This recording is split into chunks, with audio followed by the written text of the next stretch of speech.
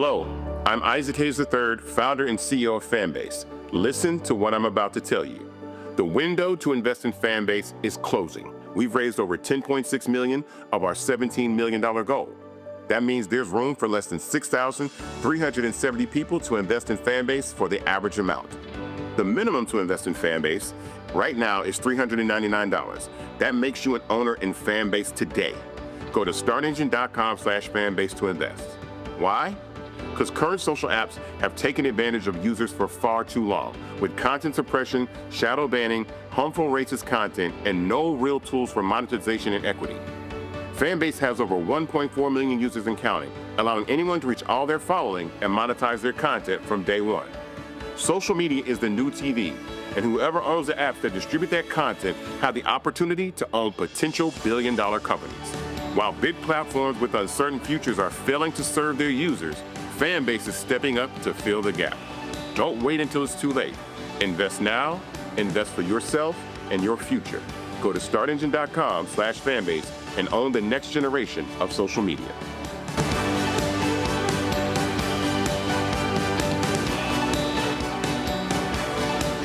Folks, Black Star Network is here. Oh, no punches! I'm real revolutionary right now. Support this man, Black Media. He makes sure that our stories are told.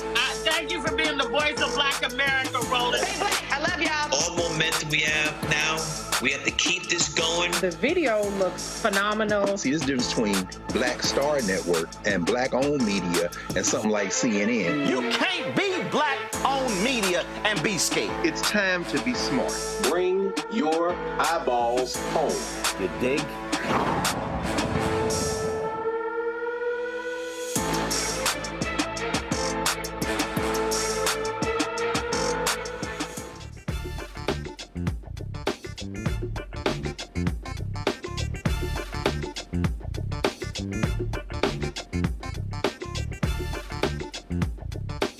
What's up, folks? Today's Thursday, April 24th, 2025, coming up on Roland Martin Unfiltered, streaming live on the Black Star Network.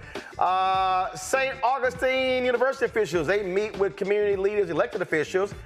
After we told them elected folks to get off their butt and do that, we'll tell you what happened in the meeting and what is going to happen next. Also, folks, on today's show, a federal judge tells the Trump folks, y'all can't be in the DEI programs K through 12. We'll break it down for you. Also, the Trump folks, they dropped an HBCU executive order.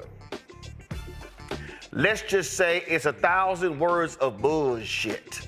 We're going to break it down for you on today's show. Plus, a dozen states are suing the Trump folks, claiming their tariff policy is hurting the economy. We'll break that down for you as well. Plus, in California, a federal appeals court will allow sheriff's deputies to resume conducting warrantless searches of people released before trial. Lots we gonna break down. It's time to bring the funk. I'm Roland Martin Unfiltered on the Black Star Network. Let's go. He's got it. Whatever the miss, he's on it. Whatever it is, he's got the scoop, the fact, the find. And when it breaks, he's right on time and it's rolling. Best believe he's knowing. Putting it down from sports to news to politics. With entertainment just for kicks, he's rolling. It's on go, y'all. It's Roland Martin, rolling with Roland now. He's funky, he's fresh, he's real, the best, you know he's Roland Martin now.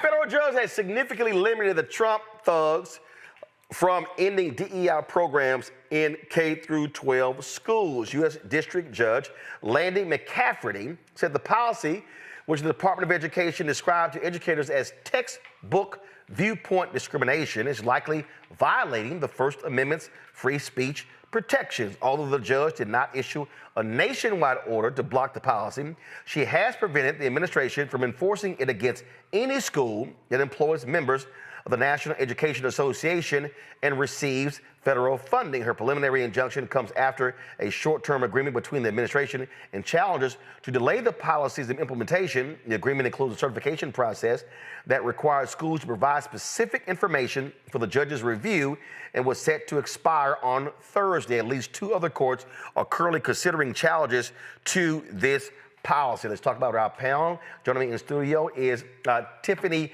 Dean Lofton. She got way too many damn titles to talk about, so she's on the show. Glad to have her here in the studio. Dr. Greg Carr, Department of Afro-American Studies at Howard University out of D.C. Reese Colbert, the host of the Reese Colbert Show on Sirius XM Radio out of D.C. as well. I'll start with the educator on the panel, Greg. Look, it's real simple.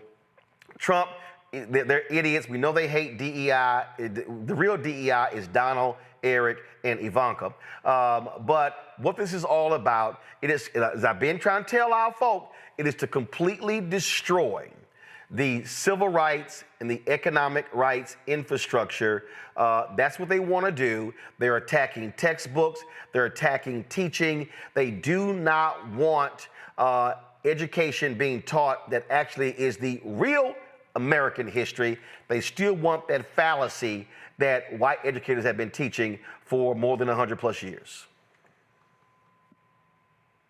You're on mute.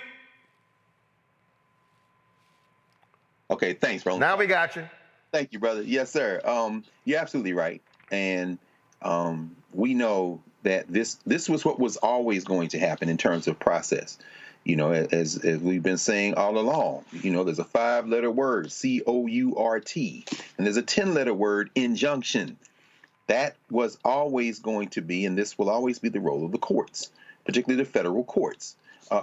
When they put that clown, when they read those executive orders that he hasn't read in the Oval Office, and they stick those pieces of paper down in front of the clown, and they give him his little crayon to scribble his signature on, and he holds it up with that stupid look on his face, that's all a distraction.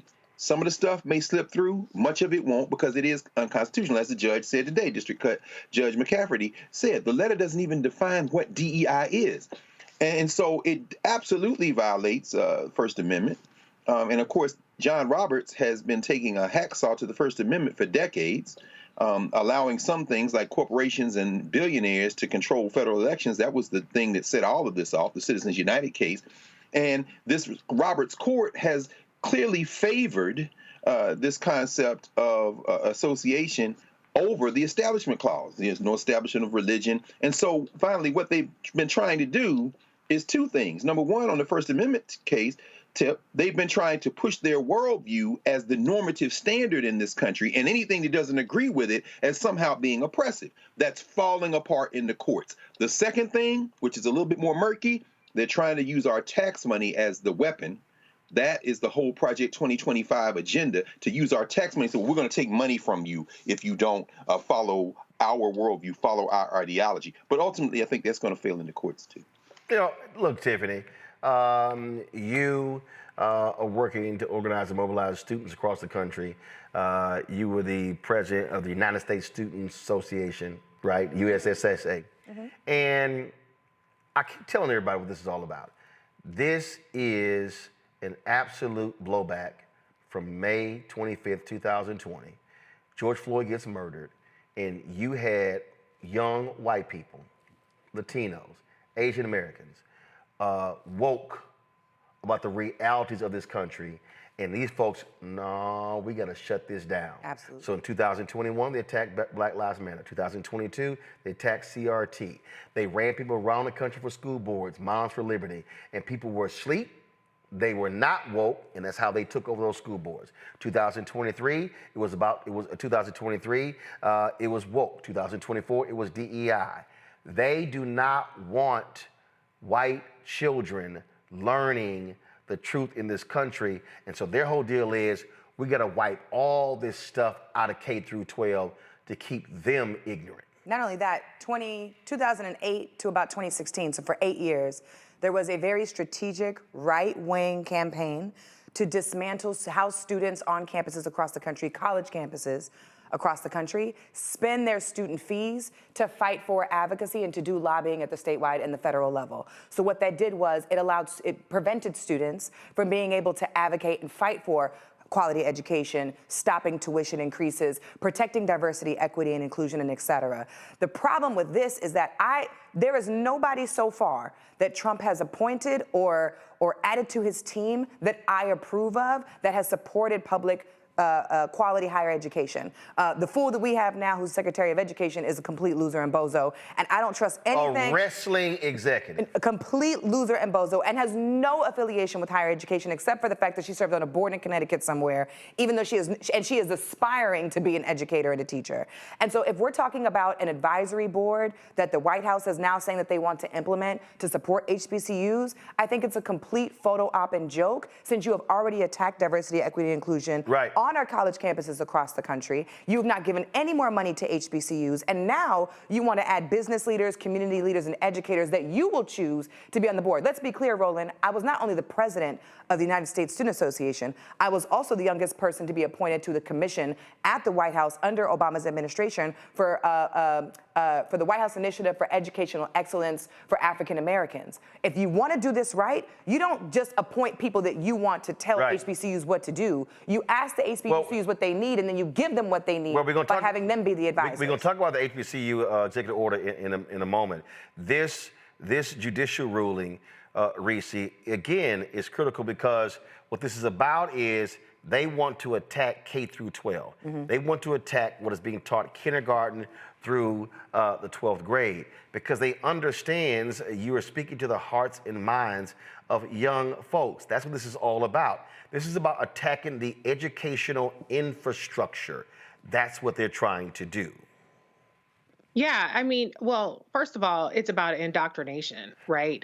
The states already have so much latitude over what kind of things are being taught in schools, hence Florida saying that enslaved people got valuable skills they benefited from slavery, and Texas calling them workers and things like that. So I think that this is also about creating the pretext of being concerned about the curriculum, and really it's a way for them to target the Black and Latino and underrepresented communities with funding. The federal government steps in to bridge that gap between what the state provides and what the kids need, because they don't have rich parents who have high property taxes that go towards school funding. And so this is, on its face, obviously an attack on the First Amendment and on freedom of education, but deeper than that, it's another way that they're leaving no stone unturned to take money away from our communities and our schools. Well, absolutely. That's what you see going on here. And people just need to understand that they're not stopping. Let me say it again. They're not stopping. And I think too many people, Greg, and we keep talking about it, we talk about checking out of the process. Understand, you cannot stop this if you're not in the game. Come on. You've got, right now, all across the country, there are local elections, school board elections. You've got city council elections. People need to realize that there is a way to resist what is going on here. There is a way to fight back. People are thinking, well, I don't have any power. No, massive protests, mobilization matters. I know people don't think that what happens in the streets doesn't impact what happens in the suites. Trust me, judges are watching how people are reacting. And if the reaction from people is, then policymakers then go, we can do what we want to do. But they are afraid when the people rise up and say, no, this ain't happening. Absolutely. And it takes individuals who will take on the responsibility of being that spark to sometimes sit at the center of what is potential energy in order to spark that energy. That, of course, as you have told us many times and demonstrated with your daily walk, is the purpose of the Black Star Network. And hey, Tiff, student body president at Howard, was so grateful. I saw them the other day, and the invitation you extended for them to join in the organizing work that you did about a month ago. You know, they were so happy that you had reached out. And I'm making that point not only to, of course, always thank you for your ongoing work, but to emphasize the fact that if you don't have a Tiffany Deneen Lofton, then you often don't have the person who can then help other people understand that we do have the power. And Roland, you're making a very important point, particularly with this opening story, because when you talk about K-12, you're talking about everybody. You're talking about people's children, which means you're talking about the families, you're talking about the communities. And what we're seeing now with these white nationalists who don't have a constitutional leg to stand on, what you said at the beginning was very important. Moms for Liberty was able to do what they did because they were well-resourced. You had billionaires backing them. They're running on fear and hatred, and they had small little knots of people, including, as Lauren Victoria Burke calls him, the consensual manservant Byron Donald's wife in Florida, who were rallying them. But on the other side, you have everybody else in the country. And the minute you go into a school and say that you can't have curriculum that looks like the students in this school, well, that's then when you have struck a rock. Because now you've struck not only that child, but you struck her parents, you struck her families and her communities. And then the potential becomes even heightened to organize. And as Kwame Ture would say, organize, organize, organize puts in place. But without those anchors, without those people like you and Tiffany and all the people doing that work, it's more difficult. But guess what? Those people are in place. And I think what we're going to see now is an increasing groundswell of organized resistance, which will ultimately overwhelm these people. But the key here, Tiffany, it has to be organized and then mobilized. And I think one of the things that we've seen is that a lot of people just sort of believe, yeah, you know, I'm posting on social, important. Sure. Hey, we're having a gathering over here. Okay, that's important. Sure. But those have to all be linked. If you're doing your thing, but you're not communicating what's over here, not communicating what's over here, then you're not taking advantage of collective action. What we're dealing with here, yeah, while these battles are happening in the courts, while these civil rights groups are suing them in the courts, you still have to have people right now, end of April, you got May, another 6 months this year, then you're getting ready for midterms. That's right. You got elections happening in November in certain states. People have to, this is the moment where the organization and mobilization has to be happening to build up to that point. Let me say two things. One, I didn't get to say hi to my friends, so I just wanted to say hi, Reese. I miss you. I love you, and I can't wait to meet you in person soon. And Dr. Carr, hey, my love. And Dr. Carr, thank you. Not only for always supporting me, but also for the relationship that we have to be able to pull Howard University into the conference that we just did. We had 150 students. We had 62 legislative meetings, 39 campuses across 18 different states.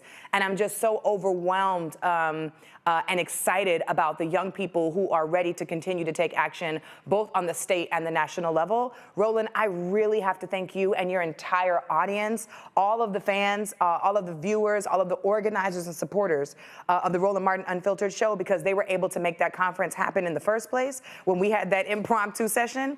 But let me say this, when you talk about organizing and mobilizing, it goes a long way. There were thousands of people who gave $5, right? Thousands of people who gave $7.50. And if thousands of people do that, that goes a long way to bring a delegation of FAMU students to come to the conference. Literally, that is how you are running your show exactly. And there's something that you didn't say that I want to add, which is we have to do the follow through. Right. We can't just do the pieces of mobilizing, and the pieces of organizing. Not only is it all connected, we have to finish what we start. And so part of the conference and part of the work that we're doing, but even the work that we're doing if we're going to resist and push back and organize for elections, has to be right now is the prep time. Midterms, primaries are already happening. Education needs to happen. People need to find out what's going to be on the ballot. Are we having not only in-home discussions, are we talking about it on the Black Star Network, but are we also bringing it to community members and in our schools and our workplaces, in our unions, in our NAACP chapters, at our churches? Are they having those conversations? And when we have those conversations now in the spring, it gives us the space to mobilize not just people who are already engaged, but folks that we can bring into the fold so that way people are not surprised. Let me also say this. All the rules are changing while we're talking. Right. We have to have a real ID. You might have to have a passport. People are getting misinformation about how you're going to cast your vote and how you're going to vote in the election, where your polling place is going to be, et cetera. And then again, we say this every single time we get on this show. Elections are not the end all be all, right? So there are town town halls that are happening across the country. There are young people who are running to replace Democrats in their seats across the country. There are virtual discussions that are happening to prep people for those conversations. And right now is the time for us to be able to do that, but we cannot just organize and mobilize. We have to do the follow through, and people have to show up in person, post on social media, donate, and have those conversations. See, Reese, that's why what I say to folk all the time. I say, listen, the event on Saturday is really important. What you gonna do on Monday? Right. See, I don't believe in the one-offs. Look, we had a massive number of people who watched us on March 4th. Mm-hmm. And I appreciate all those people. 250,000 live views. Record breaking. But here's the thing. What were they watching on March 5th? Because we were here. What were they watching on Thursday, March 6th? Because we were here. What were they watching on Friday, March 7th? Because we were here. And I say that because, see, I'm a firm believer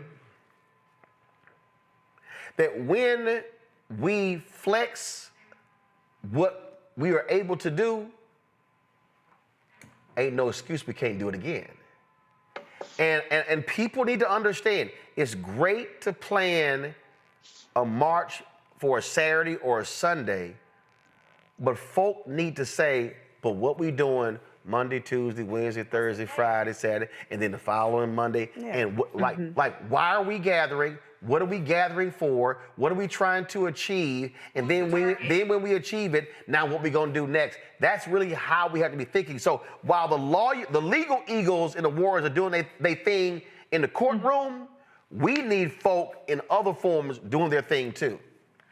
Yeah, absolutely. I mean, I think that you have 2 points that you made there. Number one, you were ready for that audience of 250,000 people, and you still did the work. Even when it became 250, whether it's 250, 10, 15, whatever, Roland Martin Unfiltered Black Star Network is here regardless. And so it's about recognizing that you got to be in it so that people can even access you when they're ready to access you.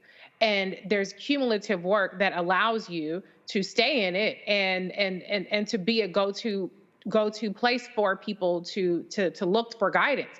But the second point is the capacity that we have that we don't exercise. There you go. That 250, that says we got a whole bunch of capacity that we're not exercising on a daily basis. And I get it, people have stuff going on. Maybe people catch it on the replay. They didn't catch it live because it's less of an event when you can access it every day.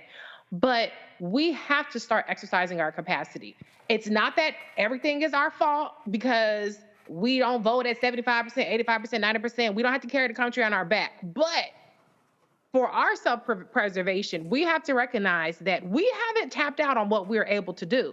And as long as we have these tools in our toolkit, as long as the courts are holding barely, as long as we get to have more elections barely, as long as we get to run for office barely, we have to do more to exercise what we have before we fighting and clawing a whole different kind of ball game, which I know Dr. Carr warns us about all the time. And Tiffany, thank you so much for all the amazing work that you do. It's such a pleasure to be here with you today and to be with this esteemed panel.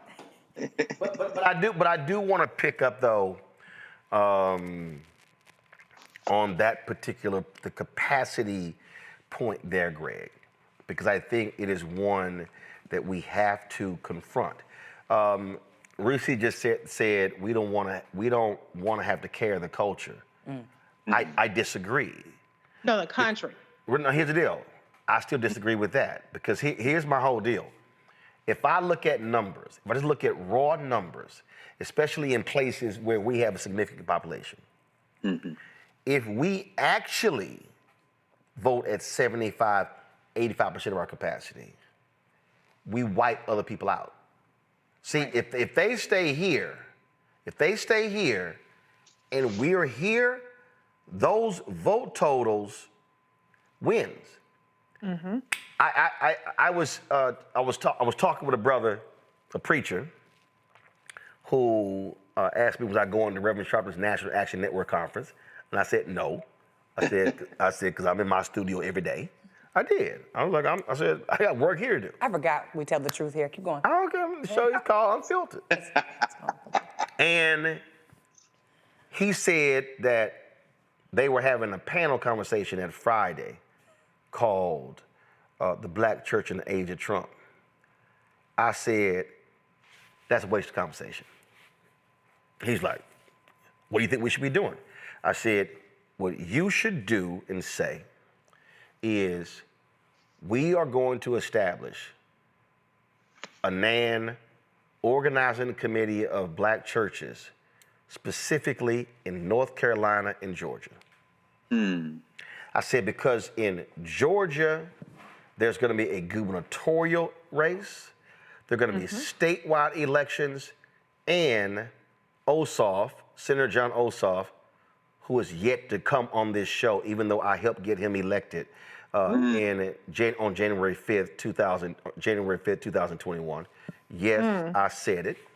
And I'm still waiting, and it's been 4 years and 3 months. The whole panel. I mean, he's likely going to run against Governor Brian Kemp. I said, so y'all need to be focused on mobilizing the black church in Georgia. Yeah. I said, in North Carolina, we just saw in November, Democrats won a governor's mansion, lieutenant governor, secretary of state, attorney general, superintendent of schools. They stopped the supermajority of the Republicans. Allison Riggs wins the Supreme Court race, but Kamala Harris loses in North Carolina. Because they cheated. I said, facts. Y'all should be mobilizing the black church, especially the black belt in East North Carolina. I said to take out Tom Tillis in 2026 and to defend the black woman Anita Earls, who's on the Supreme Court in North Carolina. I said, that's the focus. I said, that should be your conversation. I was trying to get him to stop thinking macro and having, and let me just be real clear, having I don't know if it's unuseful, non-useful is even a phrase or a word, but it don't mean. Waste of time. I'm not interested in black church and age of Trump, whatever, too broad. I said, we have to narrow our focus to achieve victories. And he said, I'm taking that to the panel. He said, to discuss. I said, that's where we have to be. I am not interested in these be-all, end-all, we talking about everything. I'm like, what we gonna do? I sat there at the NAACP Image Awards panel before the Image Awards in 2023. Leon Russell, the chair, was sitting no more than 15 feet from me. Jalen Rose was to my right. Kenya Barris was to my left. Kyle, who runs the Hollywood branch, I said, y'all, DEI is over. Now everybody looked at me like I was crazy. I said, I need y'all to hear. And they were like, dog, why are you so hyped? I said, because we're having bullshit conversations when the real stuff is happening and we act like we don't see it coming. Can I? Hold on, I'm coming to you. Sorry. But that was for Greg. Then you. No, I keep mine short, Roland. As I've gotten older, I think I probably mellowed in this. I think that there isn't a one strategy. I have absolutely no investment in the United States as an ongoing criminal enterprise. That's the way I look at it. And I understand that everybody doesn't look at it that way, and I don't think that precludes operational unity and that kind of united front. I've been to the National Anti Network Conference on a panel maybe 2 times since it's been on, and no time in the recent years. I do think that there is a group that kind of congeals around that, and there are people who get fed that way. We see, for example, this movie Sinners that is out, which the white Hollywood establishment tries to poo-poo, but we make our own choices. And Ryan Coogler, over the years, has built a reputation in our communities that will now sustain him and sustain the kind of work he does, which feeds us far beyond our communities. I'm saying all that as a prelude to say this. You have to be where you are. You're paying your position. I was watching an interview that our sister Tiffany Cross did with a journalist from France that she shot right there in the Black Star Network studio. And Mike Harriet was saying the other day that that was only possible because there is a Black Star Network studio. And what I'm saying is that once we think about it in terms of united front, then an Al Sharpton or a Jamal Bryant, you know, whether they're talking with the CEO of Target or not, at the end of the day, the messages don't have to all be the same. But when people are communicating with each other across ideological differences, across organizational strategy differences, that builds a compelling force. And I think at this point, that is what is going to allow us to continue this liberation struggle in this moment. Tiffany, go ahead. My bad for jumping in earlier. Sorry for interrupting you, Dr. Carr. Y'all know how I get when I get here. Dr. Carr, I wonder if you would agree with me. This is not a question that I think we'll talk about very long on the air because I think Roland will shut it down. But I just want to say that I agree with you 100%. About not investing in the colonial America, the capitalist society that we live in, and I really believe that we are at a place as a society, as a people, where if we are asking for anything less than this administration to step down and resign, then we're really wasting our time. I don't think there are any other solutions or Band-Aids up into the process. I think we need to just have our first time of the people saying, we don't want you to be president no more, and you need to step down. That's just me, and I wanted to offer that. When I train my students and young people in organizing and talking about power, and I also want to shout out myself for finishing an executive leadership class at Harvard University to learn all about power and organizing.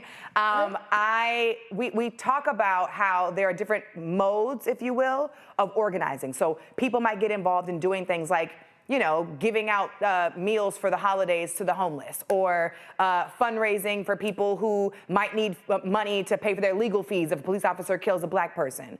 And when we do that, those things are not wrong, but they never challenge or alter the relationships of power. They keep things the way that they are. And we need to do those things because our people need to keep our people. We're the only ones who got us.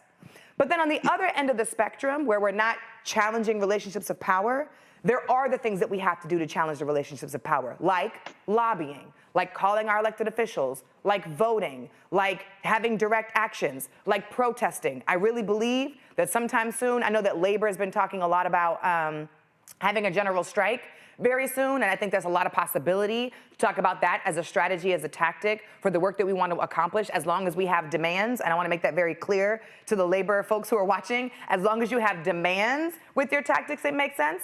But our folks need to have more of the, what are we doing to challenge the relationships of power and giving ourselves that power? And it's already been said here, and I'll reiterate it because folks need to hear it if they just joined. The only way we're able to demonstrate that power or to use that power to change and improve the situations in our communities is if we have relationships to one another. And the events that we have are great. They're important because we always want to bring people in. It's a never-ending cycle where we want to educate folks about what's happening. But if we only stay there, things are never going to change and we're never going to win. We have to be able to do the other things on the other side, which take risk, which require risk, which require us to also try things we've never tried before, which require some people to get loud and step out of their comfort zone. But we have to do those things if we're going to be able to make change. And just being able to talk about it at an event is not sufficient enough. Mm-hmm. Yeah. Mm-hmm. I mean, again, I just need people to understand. I mean, first, do I believe they're going to step down? No. I know you don't believe that, but that's fine. But here's the deal, though. I don't think they're going to. You also didn't believe that Kamala Harris is going to be the nominee for the election, and I said that too. So here we are. Yeah, but I don't. Well, no. I knew that if he stepped down, she's going to be the nominee. Of course, but we didn't know he was going to step down. I knew he was going to step down. But my point is, folks can call for that. That's fine with me. What I'm looking at is. You want to come with me to the protest? No. Because for me, how I look at it, the way I study the board is I look at who's already there. I look at how long you're going to be there. But I look at how can I place limits on your power. So as I am sitting here, I had a conversation yesterday with a state attorney general. And so how I look at that conversation, the most important position right now in many of these states is the attorney general. Because when you see these Democratic attorney generals suing the administration, it's the exact same thing the Republicans did. The Republican state attorneys generals sued Biden-Harris. And it was their lawsuit regarding student loan debt that went to the Supreme Court. So what has often happened is, when we think about in terms of Democrat, Republican, and the fact of the matter is, and this is what I need some black folk to just go ahead and accept and cut the bullshit, or I'm sorry, what's the new phrase? What? No cap? No cap. Whatever the hell, I mean. You used it right, go ahead. You used it right, that's it. No, I used it right the first time. Cut the bullshit. See, I don't need to create a new phrase to say cut the bullshit. I just say cut the bullshit, okay? Some people can't say bullshit, they gotta say no cap. Go ahead. Cut the BS. There you go. I say that because when you look at where our issue stands, y'all can sit here with all that, you a Democratic shield, you ignorant asses, come on my page, you always pushing the Democrats. Y'all, this is real simple. Who wants voting rights expanded and who wants voting rights curtailed? It's either yay or nay, it's either blue or red, it's either donkey or elephant. Y'all can sit here with the bullshit y'all want to, but that's the whole deal. Who actually believes in civil rights and then who doesn't? Who believes in due process and who doesn't? Who wants to allow prosecutors to withhold evidence to convict people and who doesn't? Who believes in reproductive rights and then who doesn't? I mean, we could just go through a whole lot of issues. So I'm not wasting time with you simple Simons and y'all silliness over, oh yeah, you should have tried to get us to vote Democrat. No, fool. I'm actually trying to get you to vote your interests. And what I'm seeing is people need to understand, if I'm looking to curtail power on the federal level, let me go back to what some of y'all simple Simons. See, I'm Scorpio. I don't forget nothing. I don't forget nothing. A whole bunch of you simple Simons who listen to these other simps with their YouTube channels, who love to declare that they are new media, but if all y'all add all y'all together, y'all still don't equal me. Yes, I'm being petty. All you simps, I remember when y'all said, these judges don't mean nothing. Oh, I'm petty, I'm King Petty. These judges don't mean nothing. Ketanji Brown Jackson, they don't mean nothing. Them black federal judges, okay, Biden Harris appointed 60 black federal judges. You know, I don't know that they really not black. Judge Chunkin is all over Trump's ass. Yes, she is. We are talking about a federal judge in New Hampshire. Yes, she is. The Republicans right now are so mad that they want to change the rules. They now want to get rid of lifetime appointments for federal judges. They now want to actually impeach federal judges. The same Republicans that praised one federal judge in Amarillo issuing an order that impacted Plan B, Peel all around America. Now they're like, no, one judge shouldn't issue an injunction that impacts the whole country. Oh, but y'all didn't mind it when y'all was there. Too many black people listen to these loudmouth, non-voting simps saying them judges don't mean nothing. And now y'all are seeing with your own eyes the power of the same federal judges. Right. And the federal judges that are ruling, a lot of them are conservative. The federal judges are ruling were appointed by Reagan and Bush. Some appointed by Trump because despite them being conservative, there are still a lot of conservative judges who actually believe in the rule of law. That's right. And they are not Trump apologists like Roberts, Alito, Thomas, Gorsuch, and yeah, Amy Coney Barrett. And I know I'm leaving one of them off, but they all the same to me. The point Kavanaugh.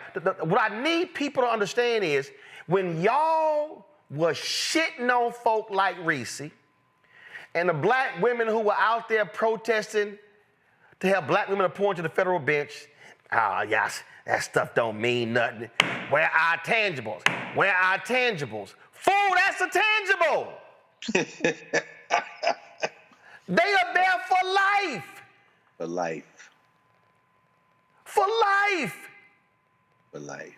And see, this is what I'm talking about, how I look at this whole thing. Right now, on a federal level, this is real simple. Take the House. So then Hakeem Jeffries has a gavel in his hand. If the Democrats control the House in January of 2027, no MAGA bill can get passed. That's right. I don't think we're going to make it. If Speaker of the House, if Hakeem Jeffries gets the gavel, y'all, in January 2027, they can drag every Trump secretary, every administration official down for a hearing. They can have hearing of the day. That's right. Y'all do Monday, we gonna do Tuesday. Y'all do Wednesday, we gonna do Thursday, Friday. Turn that shit into a daily TV show. That's right. Disrupt what they're doing. Force them to testify. That's right. And then you're preparing for 28. See, this is what I'm talking about. So while people are sitting here right now saying, man, we can't do nothing. We just gonna sit this thing out. We ain't gonna do, no. This is perfect takeover time. Mm-hmm. This is where I need black people, no matter where you live, going, okay, oh, there's a school board election taking place in September. Okay, when is the filing deadline for the school board? Are these single member districts or these are at-large districts? Okay, it's 9 board members. If we take 5 seats, guess what? We have a majority of the school board. Oh, let me go pull the last time they ran to see how many votes were each one of the people elected by last time they ran. And then when I pull that, let me now go pull the precincts voted and see, oh my goodness, the turnout in the last school board election was just 12%. So that means that if I move the turnout from 12 to 15%, we can win. Oh, I'm sorry. Okay, let's see here. Let me go pull the financial reporting form to see, oh man, that person ran for school board last time and all they raised was $12,000. Oh, right. That person raised $15,000. Okay, so if we go get us a slate and we run 5 people and then Tiffany said those $5 and $10, then we sit here and say, we have a target goal that we're gonna raise $75,000 for the candidates who are running. So we're gonna take that $75,000 divided by 5, that's $15,000 per candidate. That's how we gonna run, now you take over the school board. For $75,000, you now control the whole school board, the budget, the hiring process, the curriculum, you control everything. That's right. Tiffany said, this is planning time. This is takeover time. And Reese, that's what I need folk to understand. Stop sitting here. He ain't going nowhere. We're going to fight him every single way. But where you are right now, you can take over that school board, take over that city council, take over that county seat. Look who's your state rep and state senator. I'm telling you, that's where the game is won. Absolutely. I mean, there are over 500,000 elected positions in this country. Very little of in terms of the quantity of power is concentrated at the federal level. Obviously, they have an outsized influence, but there are all kinds of elections, parish, town, whatever the case may be.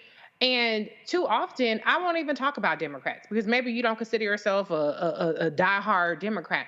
There are too many people that just don't even bother to run. I happen to be married to an elected official in our town. He's a commissioner. He was the first Black man to win his seat as commissioner, and he's won re-election a couple times since then. And so I see firsthand on a day-to-day basis how important it is to be involved at that local level. Now, I don't know if he'll be senator one day or anything like that, but at the end of the day, he's starting somewhere and he's impacting whether we get a park over here or whether we get, a speed camera here or whatever the situation may be, and he cares. And I know that there are people who care in all of our communities who can do something, but they don't believe that they can have an impact when the opposite is true. So if you want to see something change, you have to start by changing it. If you can't run for office, then hell, log into the Zoom. A lot of places are still doing Zoom meetings. Go in person.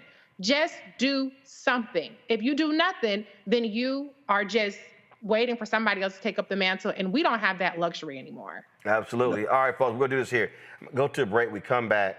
Ooh, Lord, I gotta talk about y'all this silly ass executive order Trump signed regarding HBCUs. The short version of it is blah blah blah blah blah blah blah. That's the short version. I'll explain when we come back right here on Roland Martin Unfiltered on the Black Star Network. This week on The Other Side of Change. And this is a special episode that is near and dear to our heart, especially during Earth Month, where we're going to talk about how the environment impacts our everyday life and what you can do to help solve it. The issue is that the movement has not historically created a connection with us and has had narratives that really speak to our unique lived experiences and the environmental burdens and hazards that we experience. So there's really a narrative shift that needs to happen for the mainstream climate and environmental movement to really position itself as one that is for all of us. Only on The Other Side of Change on the Black Star Network. Next on The Black Table with me, Greg Carr. The enormous impact of race, education, and affirmative action in America, and how, believe it or not, white America is starting to feel a little bit of the pain. Dr. Natasha Warrantless joins us with a case study of one suburban community and how it reacted when the minority students started to excel. And most people didn't say this explicitly, but was that, the academics standards are getting higher in part because of the Asian kids, and that is making our kids really stressed out. So we need to reduce the amount of homework teachers are allowed to assign. She shares a perspective that you don't want to miss. That's on the next Black Table, only on the Black Star Network. On the next, A Balanced Life, we're talking about the stress of stress and trigger warnings, looking at those areas in our lives where we often don't turn the page or turn the corner, but giving us the ability to really take a deep dive and look at who we are, the people around us, and the ways in which we're triggered. A lot of times we are so stressed out because we are trying to control things that are outside of our sphere of control. That's all next on A Balanced Life on the Black Star Network.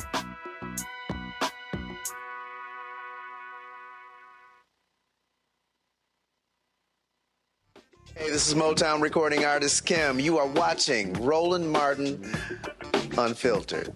Hey, boy, he always unfiltered, though. I ain't never known him to be filtered. Is there another way to experience Roland Martin than to be unfiltered? Of course he's unfiltered. Would you expect anything less? Watch what happens next.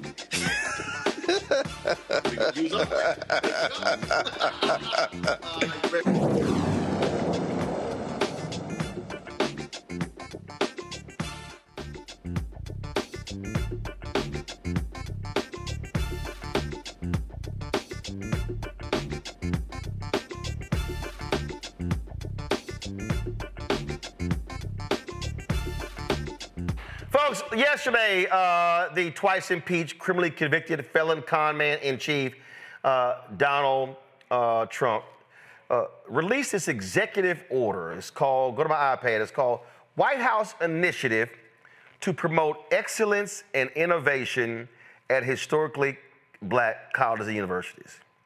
It is 1,065 words of literally nothing. I mean nothing. By the authority vested in me, historically black colleges and universities remain integral. Yeah, we know all of that. Is the policy of my administration to support HBCUs in advancing America's full potential, fostering more and better opportunities in higher education, providing the highest quality education, obtaining equal opportunities for participation in federal programs, ensuring college-educated Americans are empowered to advance the common good at home and abroad, and making our nation more globally competitive. Oh, he's establishing the White House Initiative on Historically Black Colleges and Universities. It's going to be housed in the executive office of the president. Then, with executive departments and agencies, the president's board of advisors on Historically Black Colleges and Universities blah, blah, blah, to shall increase the private sector role, including the role of private foundations in strengthening HBCUs through enhancing institutional planning and development, fiscal stability, and financial management, upgrading institutional infrastructure, including the use of technology, to ensure the long-term viability of these institutions, and blah, blah, blah, blah, blah, blah, blah. Oh, but here's with President's Advisor, Board of Advisors of HBCUs. Here we go, we're gonna do this here. Accountability and implementation and revocations. And here's the deal. Remember he said working with federal agencies. So what did he say? Executive Order of 14041, blah, blah, blah, blah. The White House Initiative on Advancing this is from Biden. The White House Initiative on Advancing Educational Equity, Excellence, and Economic Opportunity through HBCUs for Trump is hereby revoked. Within 14 days of the date of the order, the administrator of the Environmental Protection Agency shall terminate the historically black colleges and universities and minority-serving institutions advisory council. Y'all, that is the only relevant thing in this executive order. The rest of it is BS. It speaks to nothing. It is a, what's they say? It's a nothing burger. It's nothing. It's literally 1,065 words of nothing. Zero. But I'll remind y'all, HBCUs got $17 billion from Biden-Harris. This is nothing. I don't know no other word to describe, Reese. I do. It's a phrase. Man, this ain't shit. This ain't shit. Well, it's propaganda. It's something that That's all they it can is. pump out to their disinformation ecosystem. It's something they can pump out to the tangibles crew so they can take this and say, oh, look, Donald Trump is doing X, Y, and Z on this hand, while on the other hand, he's doing all of these things that actually undermine HBCUs, that undermine our communities. And so one thing that you got to tip your hat to Republicans is they know how to do propaganda. They know how to do just enough, just scratch the surface enough so that if you don't look at the devil in the details, you might think something positive is happening. But this man and his attacks on academia, period, on K through 12 education we've already covered, absolutely is going to impact HBCUs. What they're doing in terms of canceling grants that have 100 words in there, which include women, anything black, anything, that's money that's being taken away from HBCUs as well. And so this is where Republicans know how to deflect and confuse people and have all this smoke and mirrors and make that the headline as opposed to what they're actually really doing. And so it's clever because how many people are going to be watching this show and not realize the extent of how much this is bullshit? A lot of people are just going to see it. The media loves to sane wash this stuff and give that headline that makes it seem like he's doing something positive. It's nothing in here, Tiffany. There's nothing in here. It's just take away what Biden did. And I'm a little worried about what he thinks this executive order might do as it relates to giving his friends, his business partners, access and power to sort of influence what HBCUs decide to do or the direction they decide to take. There is no money attached to this executive order at all. But there is some language about how Trump wants to create his friends or some business partners or community members. It does say students and alumni in executive order, but like, who gets to choose them? I got those kind of questions, right? It's not just like an executive order that says we're gonna create another council and get rid of Biden's council. My question is then, who gets to select these people, right? And if it's not the institutions themselves who are telling the president, here, which we've already been doing, to be clear, here's what we need, here's the resources and funding that we need, then that's the first concern that I have.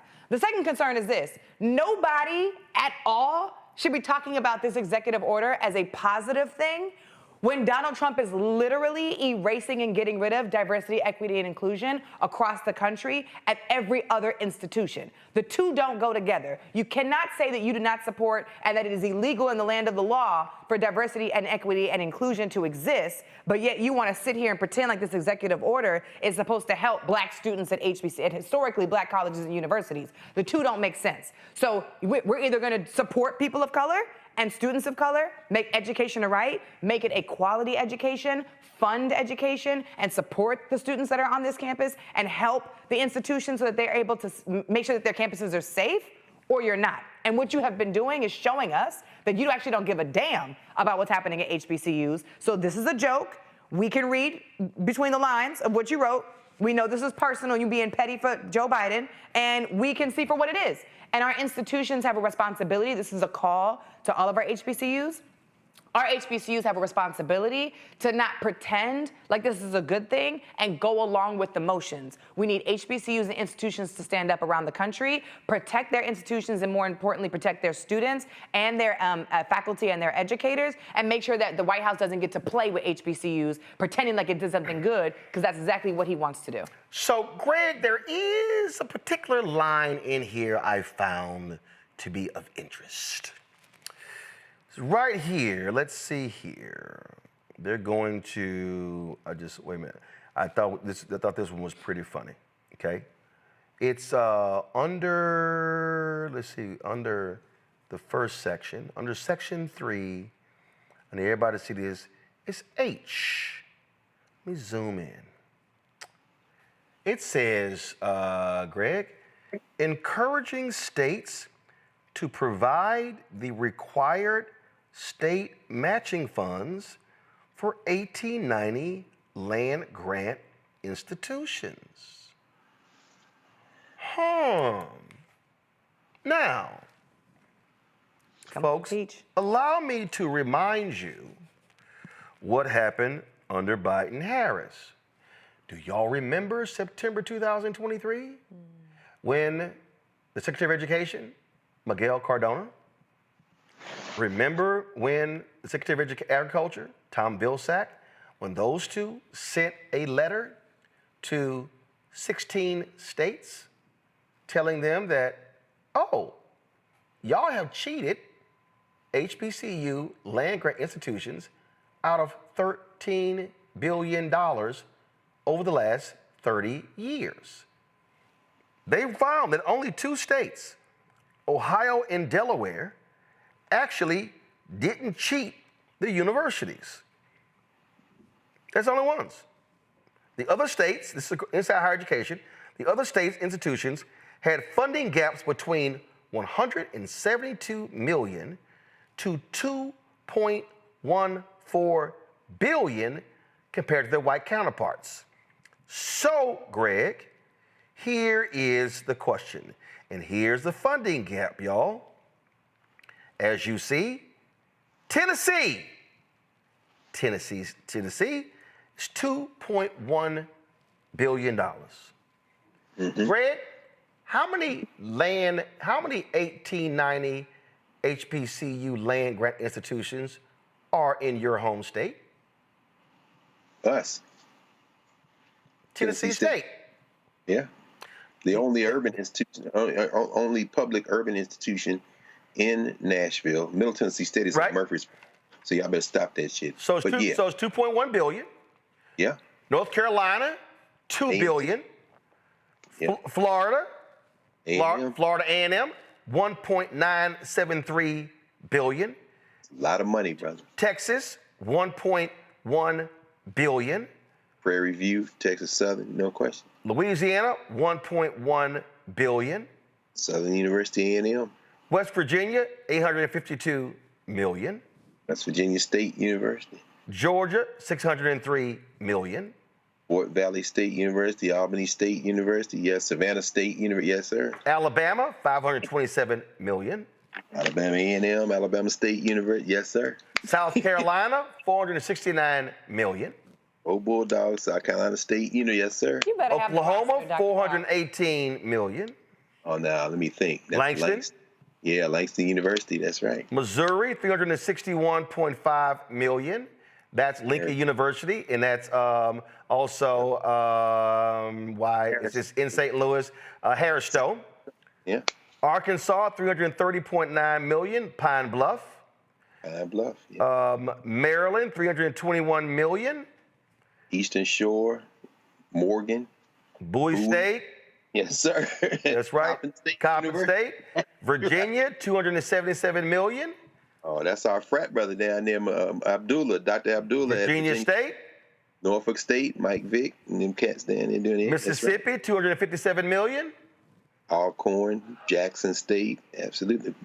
Mississippi Valley would have to go have a GoFundMe because they need the money. Forget them uniforms to play those damn $1 million games where the athletes get hurt. Absolutely. Kentucky, $172 million. Where the athletes get hurt. Yep. Go Thoroughbreds. Kentucky State University in Frankfort. That's right. So, no. Go back. So, here's my question, Greg. Is Trump going to call the Republican governor of Tennessee, the Republican governor of Florida, the Republican governor of Texas, the Democratic governor of North Carolina, the Republican governor of Louisiana, the Republican governor of West Virginia, the Republican governor of Georgia, the Republican governor of Alabama, the Republican governor of South Carolina, the Republican governor of Oklahoma, the Republican governor of Missouri, his former staffer, Sarah Huckabee Sanders, Republican governor of Arkansas. Oh, I hate that girl. Our frat brother, Democratic governor Westmore, Reese over there smiling and cheesing, governor of Maryland, the Republican governor, Glenn Youngkin of Virginia, the Republican governor, Tate Reeves of Mississippi, and the Democratic governor of Kentucky, Andy Beshear. So of the 16 universities listed, only 3 of them have Democratic governors.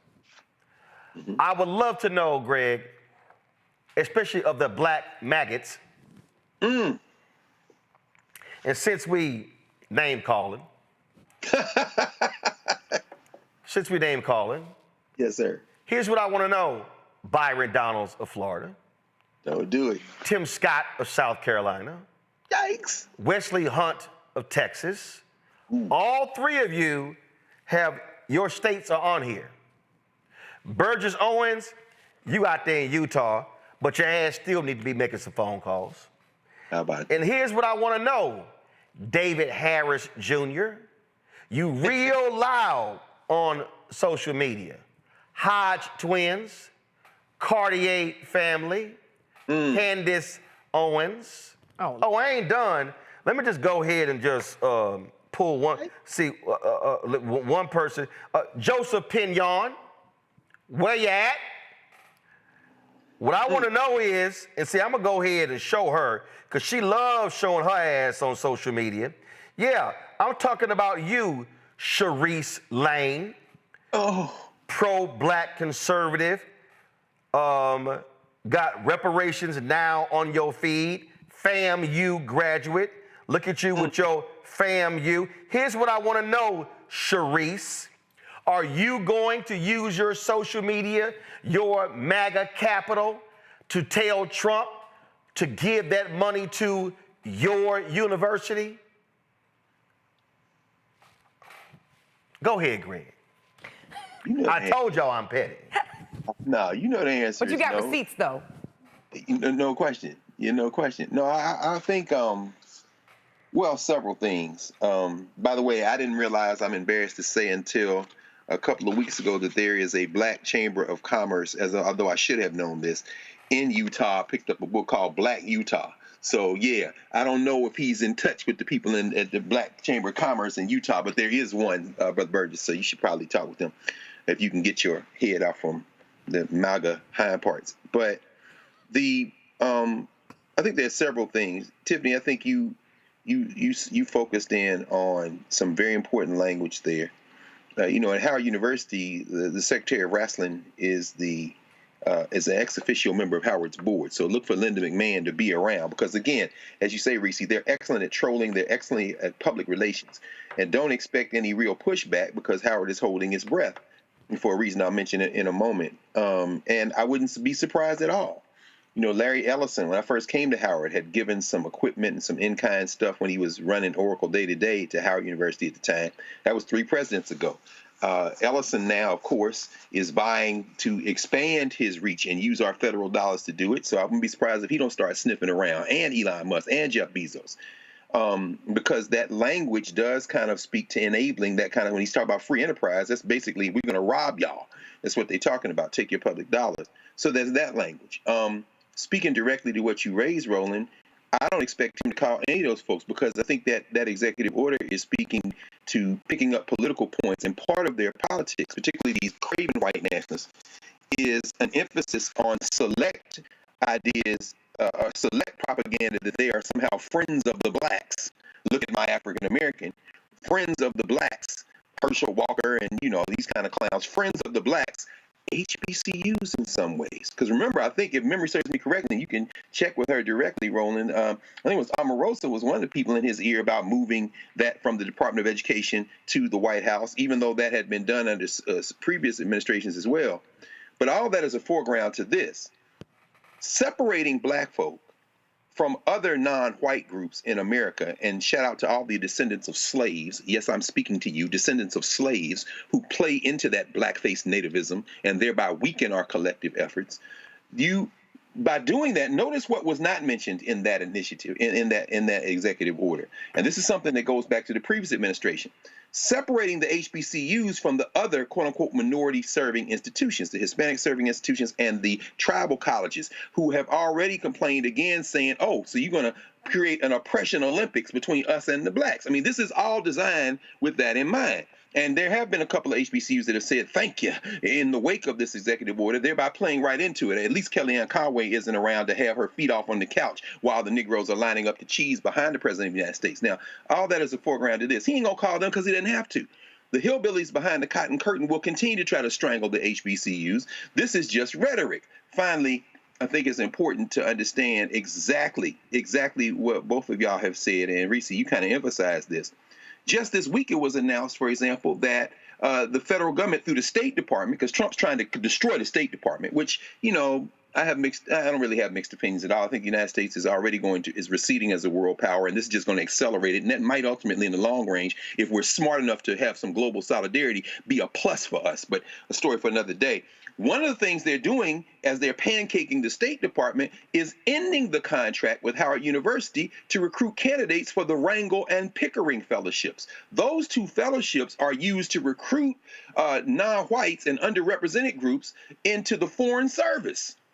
Now you signing this executive order, the Negroes are like, hey, thank you, and you're ending the contract that created a pipeline to create black ambassadors, black State Departments, black employees, black diplomats. So we have to pay strict attention. It is rhetorical, it is useless, but there is a politics animating that theater. And I think that politics is far more dangerous than the words on this last piece of paper that the clown is scribbling with his crayon on. See, the thing for me here, Reese, is, and this is why I tell folk, y'all, I don't get excited about sheets of paper.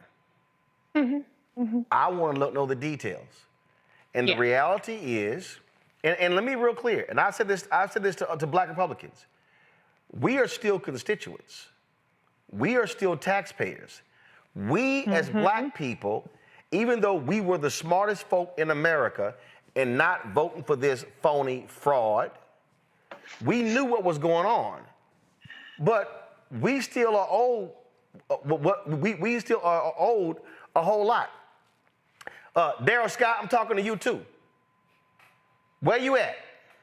Not where the fans at, where the MAGA's at. Where the black MAGA's at? What? See, he talking about, y'all, no. Since y'all gonna be in the room, kikiing, Harlem shuffling, because we know y'all can't do boots on the ground. No. Since y'all in there, are y'all gonna ask for the $13 billion? Mm. And since all these Republicans are playing the bend over game with Donald Trump, when they were voting on the voucher bill in Texas, that scam, Trump phoned in to the House Republicans. Y'all vote for this bill. Okay, Donald, tell Greg to release that money to Texas land grants. That's right. Come on, Byron. You supposedly running for governor? Tell Donald to call Ron and your wife, his wife, the co-governor, to release that money. Come on, Daryl Scott. Tell Trump to call Lee in Tennessee. Mm-hmm. Come on now. Come on. Come on, Cartier family. All you little young boys, y'all be running y'all mouth. Tell Trump to call Brian Kemp and give Georgia that money. If all of you, and y'all don't like nobody, y'all can't stand when black people call out, question your ethnicity. All right. Show us something. And if you're not gonna stand up for black people and ask for the money, y'all all a bunch of frauds. Reese, go right ahead. That's true. You did mention my governor, though, Governor Westmore of Maryland. So I just had to just let people know that in the fiscal year 25 budget, he doubled the state federal match for the 1890 land grant institution. There's only one left, to $4.8 million. Okay, so now, hold up. He frat, but this is old money. See, that's recent money. I need that old money. Because see, that was follow me here. That money we talking about, that was for a very specific 30-year period. I know what you're saying. So the HBCUs in Maryland should be getting that old money plus new money. But go ahead. I'm saying that he don't need a call. He already on the JOB. That's what I'm saying. You now know it's 321. So it's the fourth lowest. Still need that check. Okay, well, he on the job. He on the job. Okay. So, anywho. I'm going to send him a text, too. Go ahead, do it. I got my governor's back. Okay. No, but anyway, to your point, yeah, I mean, if y'all supposed to be the Negro Council to Donald Trump, then Angela Stanton King always running her loud ass mouth. You in Georgia. Where you at, Angela? Oh, little Michaela Montgomery stood your ass outside of that Chick-fil-A with Trump. I ain't seen her. Brought your ass down to Revolt World trying to get loud with me. When y'all gonna ask for the $603 million? She tried to get loud. Reese, try to get loud. Man, girl, go sit your little country ass there. You called me out. You called me a lie. My parents were watching your show. Your ass lied. Say hi to the parents. But your ass lied. You calling somebody country with a cowboy hat on is hilarious. No, baby, hold up. You know, first of all, wearing a cowboy hat don't mean your country. I know, but I'm just saying. That means your ass got swagger. Come on. Reese, go ahead. It is a nice hat. It is a nice hat. You information. I don't know if you want a cowboy card later or what. But anywho. This is my coat. I'm rocking this Cody James. Going right. I had my Stetson on the other day, but going right ahead. Where your fan at? No. That shit is not. Don't hate on the fan. You ain't gonna never see my ass with a fan. Let's be real clear. Wait a minute, I'm gonna send you the clip. Let's be real clear. No, let's be real clear. You didn't have no fan. Let's be real clear. When 803 Fresh said where the fans at, he talking to y'all. He talking to the ladies. Okay, when it's time to clap, let me be real clear. Ladies clap with fans. We clap. Reese, go ahead. Okay. I'm gonna send you the video. Yeah, well, you know, I want to go back to Tiffany's point earlier about this whole notion of oversight. You know, a couple weeks ago, Roland, we talked about what was happening with one of these universities where there was this terrible loan of sorts that they were trying to— St. Augustine. I'm going to deal with their ass in a minute. Go ahead. Okay, there you go. There you go. And so I'm just, the wheels are turning, and I'm thinking about how this oversight, and the one thing they always try to attack HBCUs on is their finances. And so I don't like the idea of them getting their tentacles more in these institutions. To Tiffany's point, again, there's no money associated with this. So you're increasing oversight with people who are not disinterested parties. And then the other part of it that does not compute is their whole emphasis on private-public partnerships. When this administration is suing or threatening to sue and investigating corporations for DEI, any kind of DEI programs, that doesn't really compute with increasing partnerships from the private sector. And so there are so many things, actually their entire platform outside of this EO completely contradict any notion that they actually have earnest intentions here on improving HBCUs. Well, again, Greg, real quick, then we'll go Tiffany. No, just very quickly. The one that we should be paying attention to, even though I think it's completely illegal, is the executive order he signed yesterday going after the accrediting bodies. Understand that every university has to have accreditation. For Howard and the Mid-Atlantic states, it's middle states. For most of our HBCUs, it's SACs. What they want to do now is expand the number of bodies that are able to do accreditation, and they want to, he used the phrase, prevent ideological overreach. It's going to be illegal, but what they are now doing, he's calling the accrediting bodies his secret weapon. If they can figure out a way to withhold funding, meaning Pell Grants and student loans, to university accrediting bodies, man, listen, that is the battleground. Because if you lose your accreditation, we saw it at Morris Brown, we've seen it different places, that means that you can't get federal loans or Pell Grants to go to school. And that is the one that Russell Vaught and them boys in Project 2025 are taking dead aim at. I just wanted to mention that. Thank you. Go ahead. The only thing I wanted to add, Roland, is when you talk about the MAGA, what'd you call them? Maggots. The maggots. I tried to write everything down. Between M-A-G-A-O-T-S. No, I know how to spell it, but I'm thinking between MAGA maggots and what Dr. Carr said earlier, the hillbillies behind the cotton curtain. I just feel like everybody needs to tweet that and tag both of them in it. I just want to name, when we're talking about power, back to what you said earlier, the reason why we're not going to see, to be clear, any of the people that Roland listed call Donald Trump and ask him for this $13 billion is because they know that if they did, Donald Trump going to tell them no.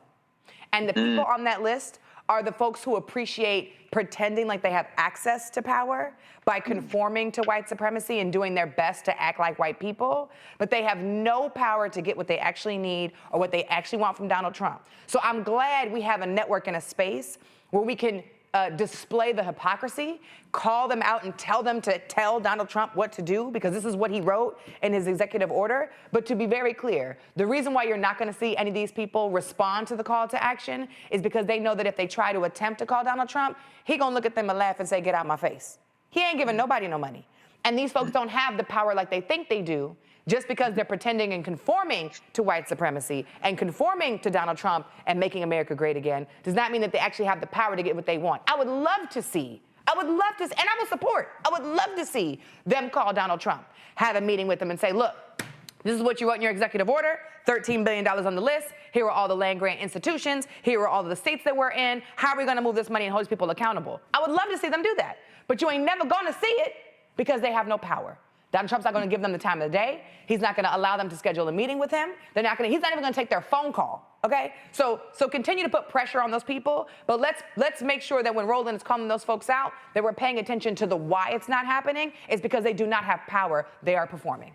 Oh, absolutely. So, and again, since y'all love to stand there knee deep in your blackness, y'all love to talk about Frederick Douglass was a Republican. Y'all love to talk about, it was Democrats who created the KKK. All historical facts. But I got to remind y'all, we know exactly who's supporting Confederate monuments today. Ooh. Your boy Trump and the Republican Party.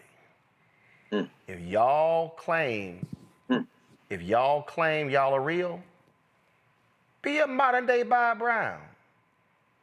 Be a modern day Arthur Fletcher. That's right. Or you're going to end up really being a modern day Stephen from Django. Who that on that nag? Don't do it. Don't do it. Don't do it. Who that on that nag? Don't do it. Hey, brother. Yeah, I said it. Let me go to break. When I come back, I'm going to talk about the drama at St. Augustine's University. We'll talk about that next. Y'all support the show. Support this show. Y'all know ain't no blacker show out here. First of all, ain't no other daily black news show. It's also black owned. Talk your ish. That we ain't got to ask nobody permission what we talk about. Come on. Or what we wear. Come on. Or Well, I ain't gonna go there. Who you have on the show? Y'all want to support us? Y'all contribute via Cash App. The QR code is right here via Stripe. Pull it up right here. You can also, of course, support us by sending your check and money order. And make it out to Roland Martin Unfiltered. Not Uncle Roro, not Roland Martin, not Unfiltered, not Black Star Network. Make it out to Roland Martin Unfiltered. P.O. Box 57196, Washington, D.C. 20037 0196. PayPal R Martin Unfiltered. Venmo's RM Unfiltered. Zelle Roland at RolandSMartin.com. Roland at RolandMartinUnfiltered.com. We'll be right back. Next on the Black Table with me, Greg Carr. The enormous impact of race, education, and affirmative action in America, and how, believe it or not, white America is starting to feel a little bit of the pain.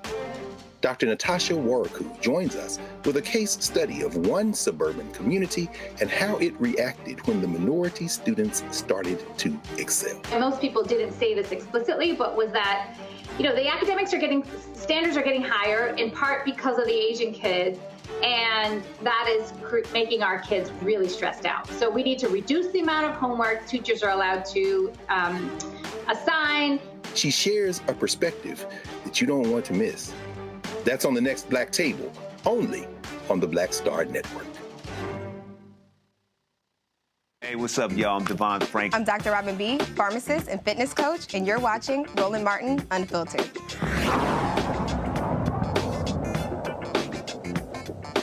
All right, folks, remember we had our town hall in Raleigh for St. Augustine's University?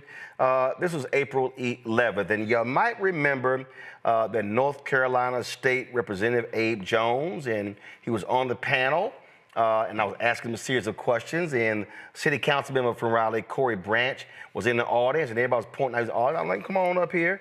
And I challenged them on political leaders needing to call a meeting with St. Aug leadership to talk about the drama and what the hell's going on in that school. In case y'all missed it, y'all know I'm real black. This actually happened. Attempted to have any conversations with this interim president and the board of trustees about what has happened and what their plan of action is? Yes, I have. And I've had a conversation. What happened? So I had a conversation with the acting president, and in that conversation he keeps saying, we have a plan, we're working through a plan, we have a way to have funding. That's what he's telling me. Okay, so that's said, the conversation I've had with him. He said we have a plan. Yes. He has not shared the plan to me. So how do you know there's an actual plan? How do I know about actual plan? I don't, because he hasn't shared it to me, but I've had the conversation with him. Okay, so are you willing to join with the state rep, have a political delegation call for the interim trustees to literally come to your political delegation to explain how do we get here with documentation, and then also lay out to y'all what that plan is, because that campus being empty, let's walk this through. First, has an impact on the community when it comes to sales tax. It impacts the businesses around there. The condition of the university is now blight. So are you willing to do that in the next 10 days? I would meet with them tomorrow. I mean, I have no problem. Anyone knows I'm not hard to find. No. So yes, 10 days. I'm talking about. I meet tomorrow. Okay. Okay. I got this, y'all. So I'm not gonna say tomorrow, because I want you as the councilman, you as the state rep, the state senator, and whoever the county leader is. I want the four of those individuals. You can put the mayor if you want, but if not, that's fine. But the four to put that letter together and send it to that president and that board of regents, that board of trustees, and say, we are requesting that meeting, a face-to-face meeting with them to get all of those answers, because as the duly elected representatives of the people, since clearly they're not going to talk to the people, if they choose not to talk to y'all, then y'all really know how they feel. And if I can say, I'm actually their past chair of their board and their current chair. The 2 times I've interacted with them, I had to introduce myself to them, because they don't know who's in Raleigh is in leadership. Oh, no. Here. So they gonna know now. Yeah, they know now. But that's my point. No. That's my point. I mean, at the end of the day, if all you keep hearing is they're unaccountable, they're not talking to anybody, as political leaders, that's the level of pressure that needs to be placed upon them to get those answers. Because again, we're talking about whatever decisions that they make with that school and that property has a direct impact on that neighborhood and the city. Well, guess what? I said in 10 days. It took them 13. They had a meeting today. It took place in the office of State Representative Abe Jones. The invitation-only meeting was between President Dr. Marcus H. Burgess. You know, he ain't got time to come on our show, but he can go talk to white media, WRAL. Board Chair Brian Boulware, he ain't responding to us to come on the show as well, but glad he showed up to a meeting. Board member Charlotte Clark Turpin, Representative Jones, Raleigh City Council member Corey Branch, community activist and select alumni. Now, Jones nor Branch was available to join us tonight. We're going to keep calling to discuss what happened in today's meeting. We contacted St. Augustine for a statement about the meeting because they will never agree to appear on the show. They did not respond to our request. Y'all know we're going to email y'all every single day. And there'll be 26 students graduating from St. Augustine's unless they fail to pay the $164,000 in unpaid tuition, fees, and other expenses that could hinder them from receiving the diploma. The school is literally asking for donations to help these students pay off their debts. You know, I understand, Greg, that, you know, one of the political folk wasn't too happy that I was pressing them like that. Tough, you ran, got elected, sucked that shit up. But this is where something that for me, I am never going to apologize for. I am not going to allow any HBCU to come to the community, please help us out, please support us, we need donations, but then you don't want to come tell the people how you are spending your money. What can I say, brother? That is, that's one of the great challenges, the T word in HBCU culture. And I won't restrict it to HBCUs, but I went to an HBCU. I've worked at white schools and black schools, and I spent the last quarter century at Howard and traveling the country, spent a lot of time at a lot of different HBCUs with a lot of my colleagues who are often alongside the staff, the least regarded when it comes to these issues, and that's the faculty. So I can say that transparency is maybe not a different challenge at HBCUs, but certainly there is a distinction to be made. And I think a lot of it has to do with black culture, regardless of how we want to define that broad and sometimes amorphous concept, and it can be distinct from each other depending on where we are. But there is a sense that there's this obligation on two fronts when it comes to black institutions. One is to, quote unquote, not wash our dirty laundry in public, which has some value to it, but not in all instances. And I think this is one of the instances where it doesn't, even as we know that St. Aug and Shaw sit within spitting distance of the North Carolina legislature, and those hillbillies down there want nothing more than to get their hands on both those campuses. So that's one. And the second one is this idea that we should just trust authority, whether it be elders. In many ways, HBCUs are run like the black church. Whoever the pastor is, just shut up and follow and march in line, and we see how that works out. So you see that converging in a moment like this. And when you show up on a campus, what you bring is that air and that sunlight, and ultimately it creates short-term pain for those who are in it for the wrong reasons, selfish gains. They'd have made a side deal. Some white woman promised them a couple of tickets on a cruise, or maybe a ride on a Learjet, or maybe $5 worth of stock and whatever they're going to do at the campus once they take it over. Well, they're scared of hell as hell for you to show up, and they should be.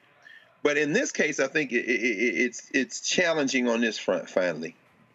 Now that it has been opened up, as you said earlier when we were talking about being involved and not just organizing, but mobilizing and then sustaining efforts, you know, what happens now that it has been opened up? Because clearly the forces that want that campus have not yet completely revealed themselves. And they are not the trustees. They are not the president and the current administration. They are those white, well-resourced forces that want that campus. Once you've opened it up, then they jump in and say, yeah, we need transparency. And why not? We ain't talking to you. We're not talking to you. And that's where everybody listening to this now has to jump down and get completely involved. Because I'm telling you right now, on the campus I work on at Howard University, they're holding their breath. You know why they're holding their breath? Because until and unless we all get involved and engage in surrounding and supporting these HBCUs, they feel like when they call you downtown, you got to dance on the head of a pin. And then people say, well, why y'all doing that? Hey. Transparency is going to be your only protection. So thanks for opening us up, Roland. I suspect this won't be the last HBCU campus you're invited to do the same thing. I just think, Tiffany, for me, it's very simple, and that is we had family and students and alumni saying, man, we can't get answers. After we did that, we had a pastor from Detroit who said he'd been trying to get answers to his $50,000 scholarship. Couldn't nobody give him answers. And guess what? After he came on our show, all of a sudden, he got an email from the president saying, hey, can we chat? Now, he couldn't get no call before. See, so all the folk who, see, again, now Burgess won't come meet with us, but guess what? I'm going to stay on your ass. There's something that I want your followers to pay attention to. So we talked about mobilization, we talked about follow through, and we talked about power. Now I want to talk about direct ask, because what you just did in that town hall was really important. You said, where's the plan? He said, he told me he has a plan. And you could have stopped there, but because you've been— Oh, hell no. I know, but this is, if people don't know what a direct ask is, it'll go over their head. You see what I'm saying? You say, where's the plan? Oh, you got it? Okay, cool. Well, what's his executive order mean? Oh, he just wrote he supports HBCUs? Oh, HBCUs? Okay, well, cool. first of all, Representative Abe Jones, we didn't show the first part. He was like, well, I can't meet by myself. I said, okay, all right, this is how I want you to meet with. Well, it can't just take me. Okay. And then they were like, I said, well, who's city councilman? They were like, he right here. I was like, are you the councilman? Come on up here. See, we ain't about to sit here and play this game. You can't. And people want to have performance events, performance conversations. People want to stay safe. They don't want to be held accountable. And not only that, it's important for people to pay attention to how you ask the question. You gave them a deadline. You told them who needs to be in the meeting. You told them what the outcome of the meeting needs to be. Let's be very clear. And you didn't just do it because you're a journalist, because anybody could do that. We watch Gary Chambers do that all the time at a city council meeting. By this day, or with this person, by this time, can you have these things? And so the direct ask is really important so we can get to the clarity. And last thing, there's a lot of people having conversations about what the problem is. And you have demonstrated, whether it's right or whether it's wrong, whether it's a good idea or whether it's it's going to help us win, you have an idea. Y'all need to gather and have a meeting, and then look what happens. The meeting actually took place. Now, 13 days is nothing to fuss at. That's fine. It happened, and it happened. But the follow-through needs to happen. And if they're not responding to you, they're not telling you what happened in the meeting, they're not telling you what the outcome of the meeting is going to be, what the next steps are, then we have a problem. But you asking the question directly and not just saying, do you have a plan, and then stopping and taking his word to say, yeah, we think we have a plan, it's fine, I haven't seen it, is almost like somebody saying, yeah, we got Santa Claus. I ain't never seen him, but we got Santa Claus. We have to be able to push people and ask the direct questions so people can give us direct answers so we can get what we want. Because see, here's the biggest thing for me. This is real basic for me, Reese. Don't come. See, I apply this to everybody. That's true. Anybody can do it. I apply it. Listen, my philosophy is real simple. If you do good, I'm going to talk about you. If you do bad, I'm going to talk about you. At the end of the day, I'm going to talk about you. And all I'm saying, the problem that I have, the biggest problem that I have is I cannot watch or let somebody come to us, woe is me, we need help, we trying to get our accreditation, can y'all make some donations?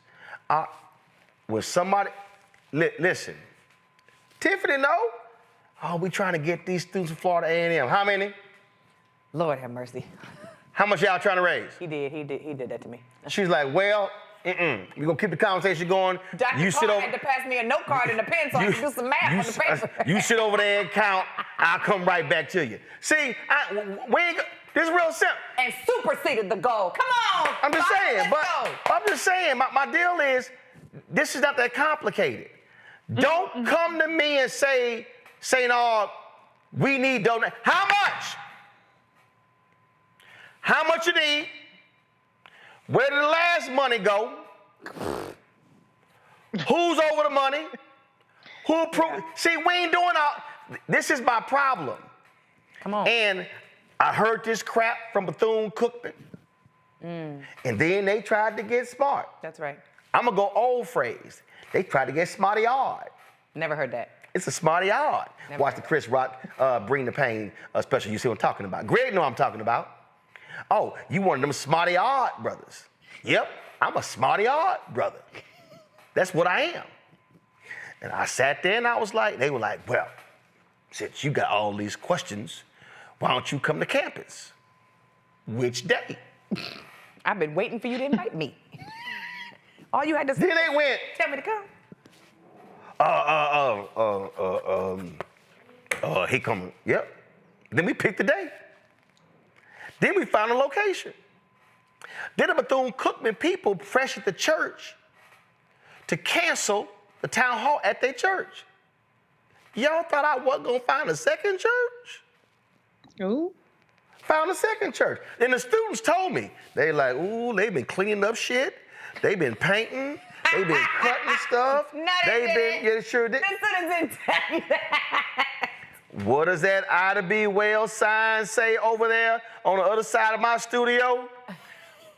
Here we go ahead and show that sign. I told y'all, what does that sign say? I keep telling y'all people, we are not playing with y'all. If y'all want to sit here and play games, we ain't playing with y'all. That sign is real, that art piece is real clear. Can I get a shot of this art piece, please? Thank you very much. It says, the way to right wrongs is to turn the light of truth upon them. And Reese, I'm telling you, telling you right now, Reese, to the board members and the president, the interim president, keep ignoring my calls. Do not be shocked if I show up at your house. Pull up. Yeah, well, one thing about you, Roland, you're going to put your money where your mouth is, and at least you're asking questions, you're making the ask in a way that's constructive.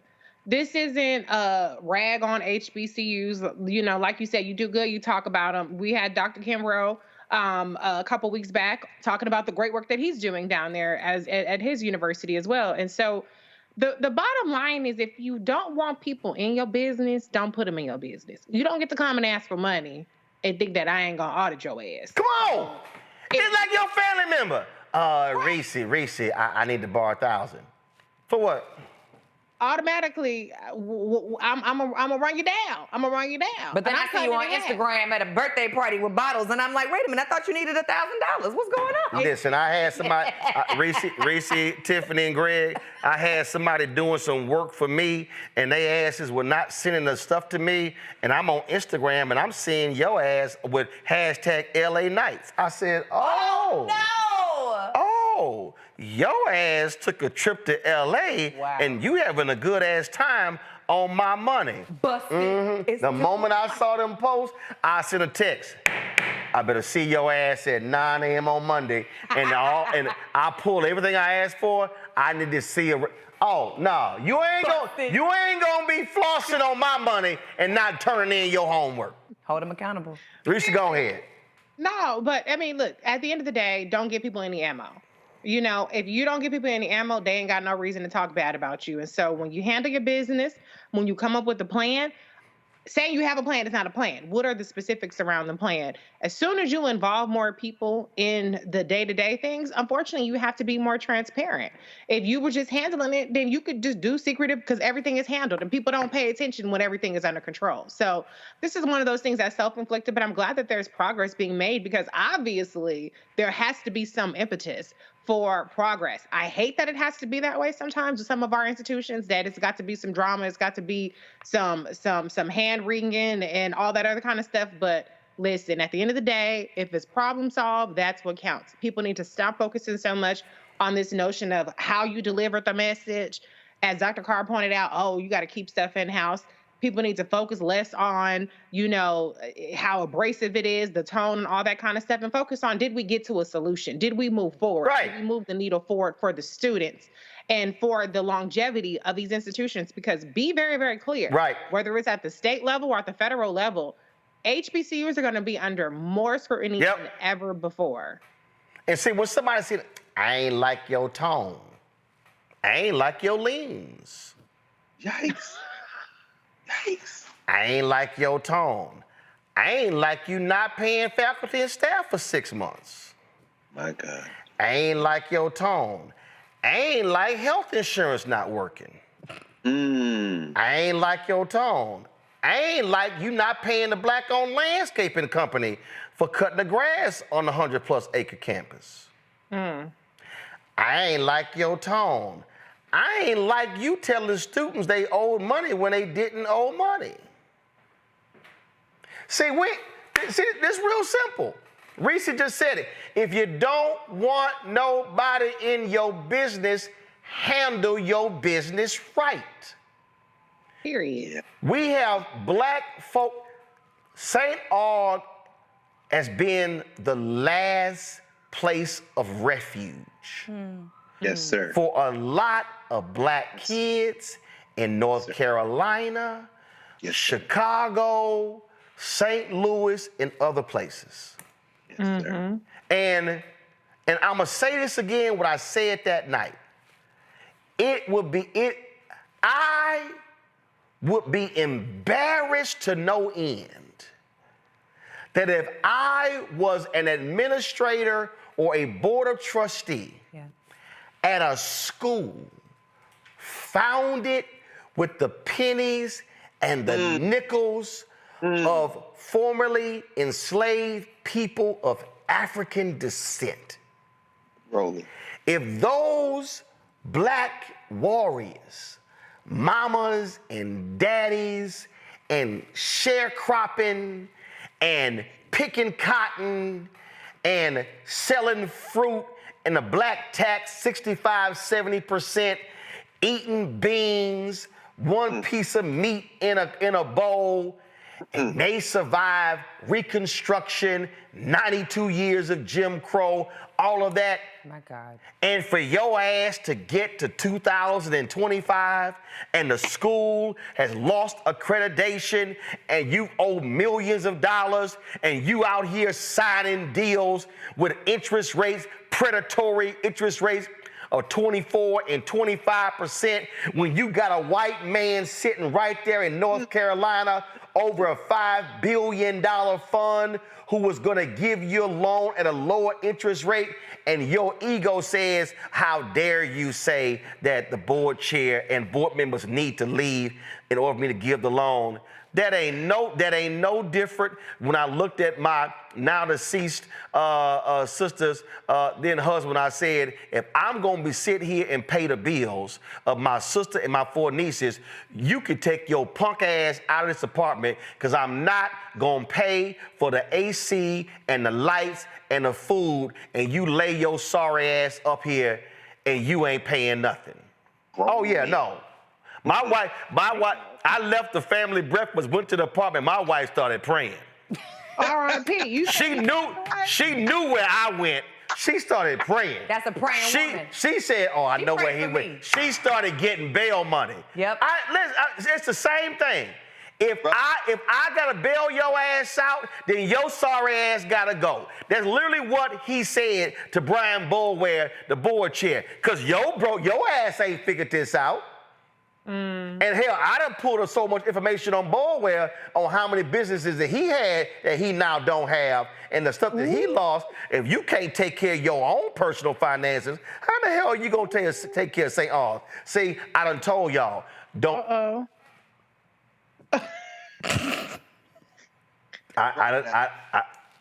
can't. You had to stop yourself? I know. I ain't never seen Roland because I had a flashback to Papa Pope on Scandal when he said to Edison, "Don't make me angry." Oh, you ain't even angry yet. This is what? No, that ain't angry. No, right now I'm just highly miffed. Oh, okay. You're making a very important point, brother, that I'm sitting here stirred up. Like you said, I spent my whole life at black institutions. The only time I wasn't was when I was in graduate school and I was teaching starting out, and then I came to Howard. When you start talking about what our ancestors did, brother, it's very hard. It's very hard for me to hear this and not be moved. I don't think any of us can. Y'all see that out of all the books in just this room, that whole shelf at that top, those are the history of the black teacher organizations in this country, all of them in the South. And when you talk about sacrifice, they gave it all. There should be no black institution that has anyone in leadership who does not only thoroughly understand that history, and I'm here to tell you as I look in this camera, that they don't. That they do not. If you put a gun in their mouth and someone blow your brains out, if you cannot recite the deep history of this institution, it'd be a lot of dead HBCU presidents, a lot of dead board members. But that having been said, when you don't understand the sacrifice, and an elder said this to me maybe about 5 years ago about the nature of HBCU boards. He said, when you look at the HBCU boards, not just the ones that were started by black schools, black institutions like the AME Church and the Baptists and these things, but the ones that slowly became black over time, those first black board members at HBCU boards that had once been all white, they were institution builders. So you go to a place like North Carolina, the head of North Carolina Mutual Insurance was sitting on the board. When you go to Mississippi or Alabama, these people who had built institutions, who had done like what you're doing, but building institutions. Then this person told me somewhere in the 80s and 90s, you start seeing that generation as they are dying out, as they are becoming ancestors. The people who start coming on those boards are employees. The first Negro to work here, the senior vice president Negro here. And it doesn't those institutions, but they think differently. It's different when you've built something than when you're an employee. And so now their desires for the institution, they still want black people to do, and they will sacrifice it. But what they think about it's in terms of employability.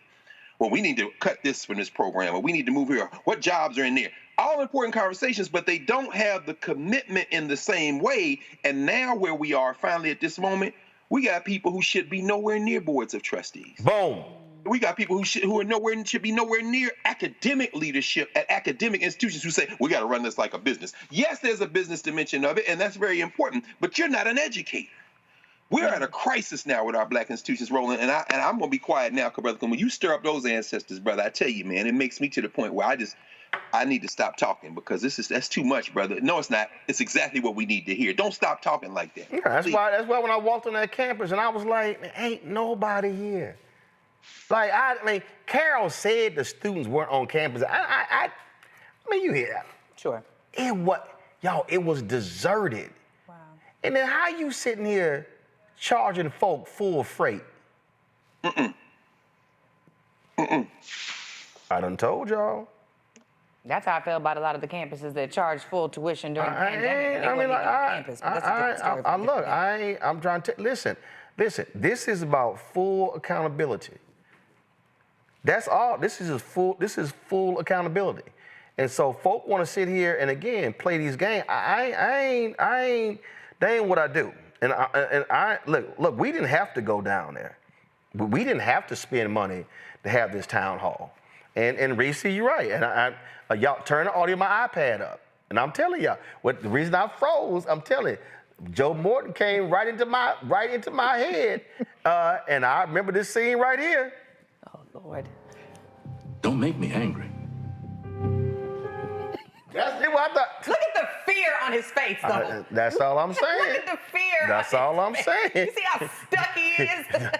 That's Norm Lewis. That's all I'm saying. How do you do it? Say it again. Don't make me angry. Just like that. With the pause afterwards. Then you know.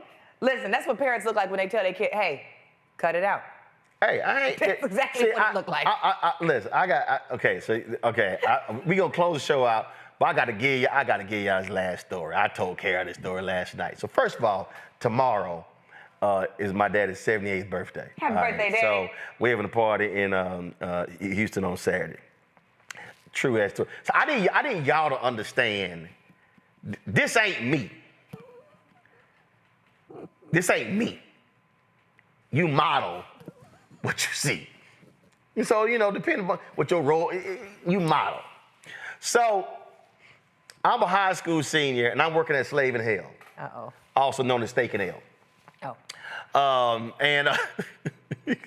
So that's my family. We call it Slave in Hell. Only So people fast food know what you just did, Roland. Anybody ever worked fast food got another name for the place. Oh yeah. So I'm only working at Slave in Hell to make enough money to get my high school class ring. That's the only reason I'm working there. Okay. So we had already made enough money, so like fine, we pick up some extra. So it was Thanksgiving. So we were gonna travel to Kansas City for my grandmother and our relatives there. Now my dad was like, oh, your ass ain't staying at home just to work at Slave in Hell. So I went to a coworker and said, hey, can we swap, whatever? And the coworker agreed. So I get back, I roll up to Slave in Hell to look at the schedule. Homeboy pops out. He's like, hold on, you got fired. Because the person didn't do this, so yeah, you got fired. And I was like, shit, I'm good. I already got the money. I already made enough money for my ring, so yeah, all right. I will get my last check. Now, you got to come back next week. So I now know it's really about to be a problem. So I walk outside, tap on the window. They ain't gonna get my check. This engine, shit. Yeah. Shit. Turn the ignition. Y'all, this is 100% true story, y'all. We all know what that means. This is 100% true story. We all know what that means. Yes, ma'am. This is 100% true story. He turned the engine on. Because he thought she was going to be quick, so the engine was still running. He thought she was going to go in there and get it, come back. He get out. So my dad got his jeans, he got his cowboy boots on, and he got a cowboy hat. He do. Reginald Martin Sr. So he walk in, you walk in, see the hostess, she got a blaze on. I'm crying. You the manager? He took his hat off? This the look. Oh, Lord. You the manager? Death stare. She's like, no. No. No. No, sir. No, sir. Let me go get the manager. So and shout out your way. so she go get the manager. He walks out. Hi, what got? Henry, you going to zoom that camera out? Y'all, I ain't no actor. I gotta act this out. He pops out. What can I do for you? I'm crying. No! Play with your hat. Y'all, I'm not lying, y'all. I understand you won't give my son his check. Not even looking at him. I'm gonna need you to give my son his check. Oh, not the side look. Homeboy. We'll be right back. I'm gonna go get the check. I'll be right back. Yeah, exactly. Yeah. No. It gets better. It's one more. So he comes out with the check. Mm-hmm. Tiffany over here crying. I really am. He comes out with the check,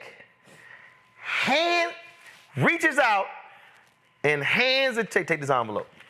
I want you to reach out and hand it to me. You know, my dad went.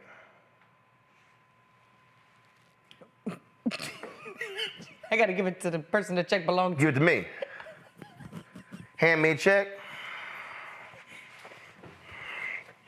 Put the hat back on. He walks out. Y'all, straight ass. Didn't even say thank you, just walked out. No goodbye, no thank you. No, nothing. So I'ma need. That's like an old cowboy movie. That's crazy. So I'ma need any of y'all who are wondering how I roll. Yes, sir. Now y'all know. The apple don't fall from the tree. I just want y'all to know. Oh my God, that was funny as hell. I just want y'all to know. That was funny. I want y'all to know. Y'all, that's a straight ass 100%. How much was the check? Shit, girl, I don't know. I think like probably Don't matter. like $132 or something. It wasn't even. It wasn't. I mean, it was like 2, 3 weeks worth. Like 2, 3 weeks worth of work or something. I don't know. Man, I was. Because he'd have been going to the cash register. Hey. Listen. Yeah. Straight up. Straight up. The rotation of the cowboy hat, though. Straight up. Right.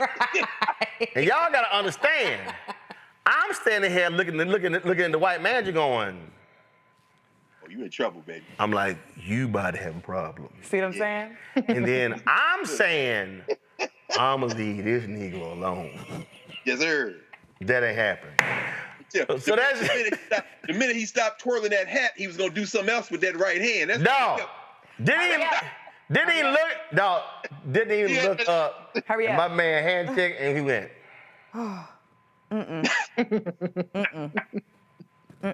Just letting y'all know. And the lesson in that is because you were able to see your dad demonstrate that level of power, it also formed you and made you unapologetic. Oh, you gotta understand. You see what I'm saying? You see what I'm saying? So all 250,000 people watching you, whether it's in one show or whether it's over a span of time, get that courage, that courage. No, I ain't. Y'all got. Listen, I'm gonna need y'all. Your daddy was really the one interviewing at that town hall. That wasn't really even. Yeah, that wasn't me. You know what? This is how. Happy birthday, Dad. This is how I'm gonna put a bow. Come on this show. How we started the show. Mm-hmm. This right here is gonna encapsulate all of this when you understand how you. When you are active and involved, come on, how you use that to get what you need. Come on. Some freshmen at Texas A&M, brother's a sophomore. My sister goes to a high school for help freshmen in Houston, small school. You gotta have a 3.0 to get in. She takes the SAT, I don't know, she did 1,400, I don't know what the hell it was. But because she wasn't top 10%, wasn't high enough. So she applies, she gets denied. So Gail, I remember, his name was Gail T. Wood. He sat all admissions letters. I go meet with Gail T. Wood. Now I need y'all to hear, I was a freshman in high school. No, freshman in college. I was freshman in college. Freshman in college, but you just got there. No, but even though I was a freshman, when I was in the 8th grade, we took over a whole organization. And I tell y'all, I've been a little different. So this is what happened. I go in, I sit down with Gail T. Wood. It's the deal. This is my sister. Blah blah blah blah blah. He's like, well, she made the cut. She can apply next year. First of all, I didn't particularly appreciate that tone. Right. And he didn't fully factor in everything that I said. So, being who I am, y'all, this is absolutely no, I'm not elaborating, I'm adding stuff. I literally said, who your boss? Oh. He went, excuse me? I said, who's your boss? Well, my boss is the associate provost. I don't know what the hell he said. I went, where's your boss's office? Wow. He went, oh, his office in the Coke building. Thank you very much. I got up. Because I don't need to talk to you no more. Nope, I'm done with your ass. You can't give me what I want. You can't give me what I want. I'm going on to the man above you. It's above you now. I need to go to the person. I walked out. I walked out. I went to the Coke building, walked in, asked for so-and-so, walked in, asked for so-and-so. After I do this story, y'all, St. Aug, they done sent us an email. Oh. I got it. Okay. Yeah, I got it. Chair of the board sent it out. See what happens when you put that pressure on that ass, they start talking. But let me finish the story. So I go to the Coke. Real results. I go to the Coke building, sit down, ask for so-and-so. Secretary come out. I said, here's the deal. I'm so-and-so. My brother's a sophomore. My sister applied. Here's the whole deal. She didn't get in. I said, so yeah, we would like for her to be reconsidered and admitted. So then when she finished, she said, she took my information down. Mr. Martin, thank you very much. But then I got up and I said, when I went home, Mama and Daddy, I need y'all. Y'all been working on all these damn political campaigns. Y'all been working phone banks. Y'all been putting up signs. I said, I need you to call State Senator Gallegos. I need you to call State Representative Al Luna. That's who was over where we live, neighborhood. They were state reps.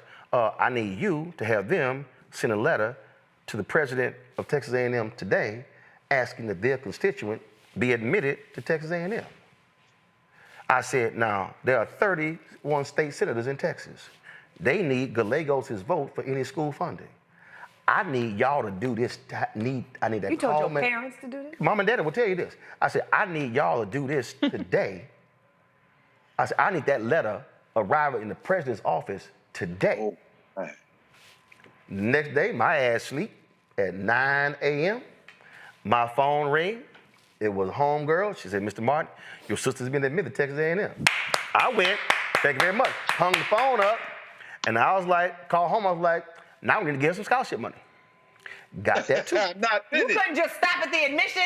Hell no. You got what you wanted. No, I didn't. Chill out. No. That money. And you went and got admission money. No. Scholarship no. money. See, I'm telling you, no. See, that's a mistake. See, now. Yeah, because they stop at that. Now I need people, no, because see, you got to get everything you want. Yeah. See, I ain't come here for half. No, I need everything I want. I need admissions. Carr, what did Fannie Lou Hamer say when she got to the DNC? The Democratic Party, she said we ain't come here for no 2 seats. No, I need. We want the whole thing. No, I need admissions. I need money. 2 seats ain't enough. I need all of that. Now, I need everybody who's watching and listening to understand what I just said for you. Wow. Mama and Daddy put in the work on the front end to work the campaign. That's right.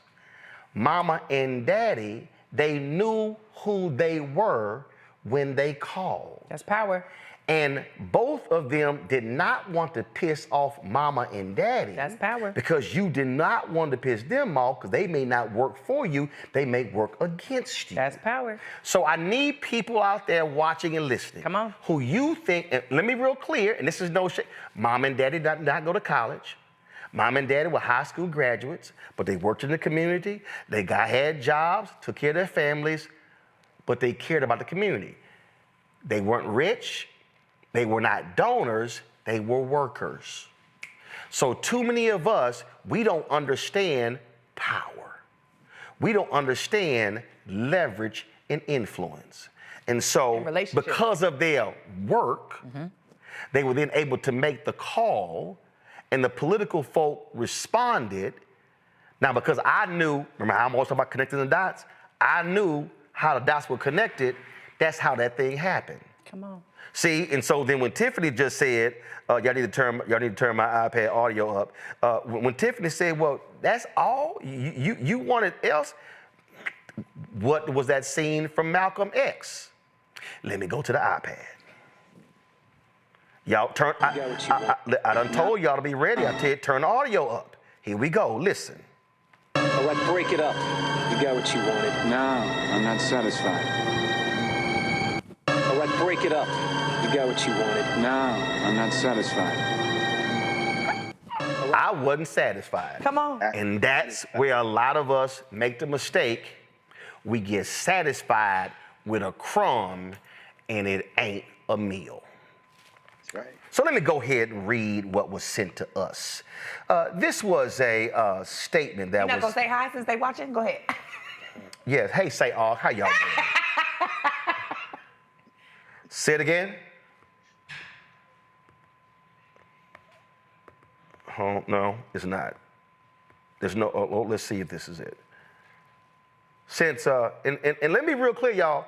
The only reason the board president he sent this out is because we had that town hall. He was not responsive to the community. He was not responsive to the alumni, and he was not responsive to the parents. And so this thing is dated April 24th, and the only reason this went out is because they had that meeting with the political leaders, which I called on them to do. So this is a statement from St. Augustine University's Board of Trustees Chairman Brian Boulware. In light of the misinformation circulating through social media platforms, public forums, and recent media appearances, including the town hall hosted by Roland Martin, it is time to address these claims directly and restore clarity to the public narrative surrounding St. Augustine's University. Full stop. You were invited to the town hall. The president was invited to the town hall. Y'all were invited to this show. Y'all declined to come on this show. Y'all declined to come to the town hall. So don't you dare say there was misinformation that was spread when you and the interim president and every board member had an opportunity to speak truth about what was going on, but y'all declined to do so. I'll continue. The St. Augustine's University Board of Trustees has intentionally maintained silence in recent months, not out of avoidance, but out of a sense of responsibility. By choosing restraint over rhetoric, our silence was not indifference, it was strategy. We have focused on repairing broken systems, restoring operational integrity, and navigating sensitive financial and legal matters that require discretion rather than debate. Our priority has been to secure funding, stabilize operations, and ensure the long-term survival of this historic institution. Allow me to pause. The reason, Chairman Boulware, why this is some bullshit is because when Benedict was facing accreditation issues, the president came on this show. When Barbara Scotia, when they were facing accreditation issues, they came on this show. When Morris Brown leadership was facing issues, they came on the Tom Joyner Morning Show and they talked to the public about what was going on. At Talladega, when they had the issues with the president leaving, and when my frat brother came in there, Walter Kimbrough, not before they came on this show, he and the board chair had a live stream the previous week where they answered the questions directly for more than an hour from the news media and the public. They had financial issues. They made cutbacks, but they did not run. They did not hide. They did not sit here and be silent. They chose to speak up. But see, you didn't do that. You didn't show any leadership. And let's be real clear. The only reason you sent this out today is because we put the pressure on your ass to actually do it. Yes, sir. The current challenges facing St. Augustine's University did not arise overnight. They are the cumulative result of a decade of administrative negligence, financial mismanagement, and a lack of accountability. The facts are as follows. Carol, pull up and let me know, when did Boulware join the Board of Trustees? Pull up how long he's been on the Board of Trustees. Because when somebody says there's been negligence for a decade, I want to know how long you've been on that board. You better hope it's not 10 years. Let me know when you have it. In 2012, university leadership took a $6 million loan against the university's $13 million endowment. No payments were made on that loan for 7 years, causing the total to balloon with interest and fees. In November 2024, the loan was called by its creditor, resulting in a loss of $11 million from the endowment. In 2016, the university received several federal grants. Approximately 90% of those funds were misused or drawn down with fraudulent documentation, severely jeopardizing our credibility with government partners. Allow me to stop right there. Here's what I want to know, Chairman Boulware. If you actually had fraudulent documentation from federal grants, that means somebody broke the federal law. Did you or any Board of Trustees call the U.S. Attorney's Office? Did y'all call the Department of Justice? Because that is breaking federal law. If you use fraudulent documentation to obtain federal grants, that is no different than the people who had PPP loan fraud, and the people, and you know what, who I know? The person who used to drive my vehicle, the person who used to do security for us, his ass got convicted of PPP loan fraud. And after I got rid of him, when I found out he was using my vehicle for private use. Whoa. Oh, yeah, see, I ain't got a problem going there. So when you say that happened, I want to know, was anybody indicted or charged with that? 2022 to 2026. Okay, so here we go. So, all right, 2018, administrative staff coordinated with a vendor to manipulate financial records to falsify financial statements presented to the crediting body, SAC-COC. Were any of those people turned into authorities? Were any of those people charged or indicted? That's all I want to know. In 2000, and during the COVID-19 pandemic, the university received millions of dollars in federal relief funds. No, you received $35 million in federal relief funds. I got the spreadsheet. However, university staff, say it again, Carol? Gotcha. So that's when he joined the board. Boy, you joined the board in 2018. Said during the COVID-19 pandemic, that was 2020 and 2021.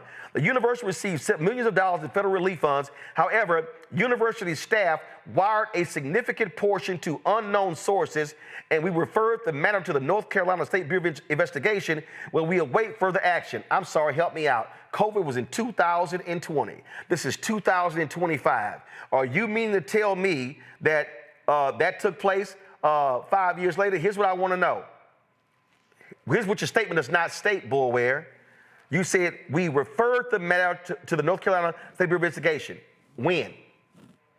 What year? How many people? You say where we await further action. Let me tell you what's going to happen. We're going to call them on tomorrow to find out what's the state of this investigation. No audits were completed from 2020 to 2024. I'm sorry. Again, Carol, can you please tell me when Brian Bullware joined the Board of Trustees of St. Augustine's? You joined she tells me that, Brian, that you joined the Board of Trustees in 2019. The first responsibility of any member of a Board of Trustees or a Board of Governors or a Board of Directors is the financial responsibility. You are the stewards of the money. So you said between 2022 and 2020, no audits were completed from 2020 and 2024. The administration relied on pandemic-related waivers as an excuse, which masked the continued submission of inaccurate financial data. I'm sorry, how could you be on the Board of Trustees when no audits were performed? If Roland Martin is on the Board of Trustees, I'm sitting here going, when is the audit? I'm not accepting excuses. Not for no 5 damn years. No, bruh. You got to accept some responsibility for your lack of oversight. Then it says between 2022 and 2024, the administration permitted students to enroll and graduate without board approval, despite 76% of student accounts carrying balances exceeding $30,000. First and foremost, you said between 2022 and 2024. If you knew in 2022 that the administration was allowing students to graduate and they had a balance, how did it happen again in 2023? And if you knew it happened in 2023, how did it happen again in 2024? It says here, for 2020 to 2023, the administration did not pay any payroll taxes to the IRS. Despite meeting in person with the IRS during this time, the administration failed to notify the board of its critical liability information we discovered upon the termination of the previous president. I'm still not understanding this whole deal. If you are a member of the Board of Trustees and then you are seeing the documentation right here from the university, did you not have somebody double checking it? Is there a treasurer on the board? If you were sitting on the board, how could you allow, this is 2020, 2021, 2022, 2023, where they did not pay payroll taxes. That's 4 years. Are you telling me that a Board of Trustees allowed for an administration to lie to them for 4 consecutive years? You didn't read the paper? No, bruh. That ain't flying with me. From 2021 to December 2023, the administration willingly misled the board by intentionally withholding information and submitting false financial reports, resulting in the non-compliance with several federal agencies and ultimately crippling the university's ability to operate efficiently. A legally binding document such as an official affidavit supports this information, resulting in the immediate termination of the principals involved. Again, from 2021 to 2023, so they misled y'all for that period of time. 2 years. How many times does the board meet? How many? See, come on, dog. See? These issues are not allegations, they are documented realities. They represent a betrayal of public trust and a failure in leadership that has left the current board and administration to do the hard work of repair. There's plenty of blame, and many individuals who now attempt to shift blame to the current board were either silent or complicit in the past. At the same time, they held positions of power as their administration made those decisions. I still want to know how many members of the current board were sitting on the board when these things happened going back to 2012. If you are a current board member and any of this malfeasance happened while you were on the board, you should be resigning because you were not doing your job. You can't say, oh, they withheld documents from me. Nuh-uh, Reese, tell them what your background is. Finance, business economics, and accounting. So this is real basic. If you had board members who actually had a resume like Reese's, they would have quickly picked up on this malfeasance. So the letter says, it's critical to note that I did not join the Board of Trustees until 2019 and was elected chairman in 2024 after most of these failures had already occurred. I'm sorry, Brian, I just read your own damn letter. You said you joined the board in 2019, elected chairman in 2024 after most of these failures had already occurred. Here's the problem I have, Brian. I'm a 3-time board member of the National Association of Black Journalists. I am running again, and I'm filing paperwork by Monday for Vice President Digital. Yeah, I'm coming for some current folk. And here's what I know.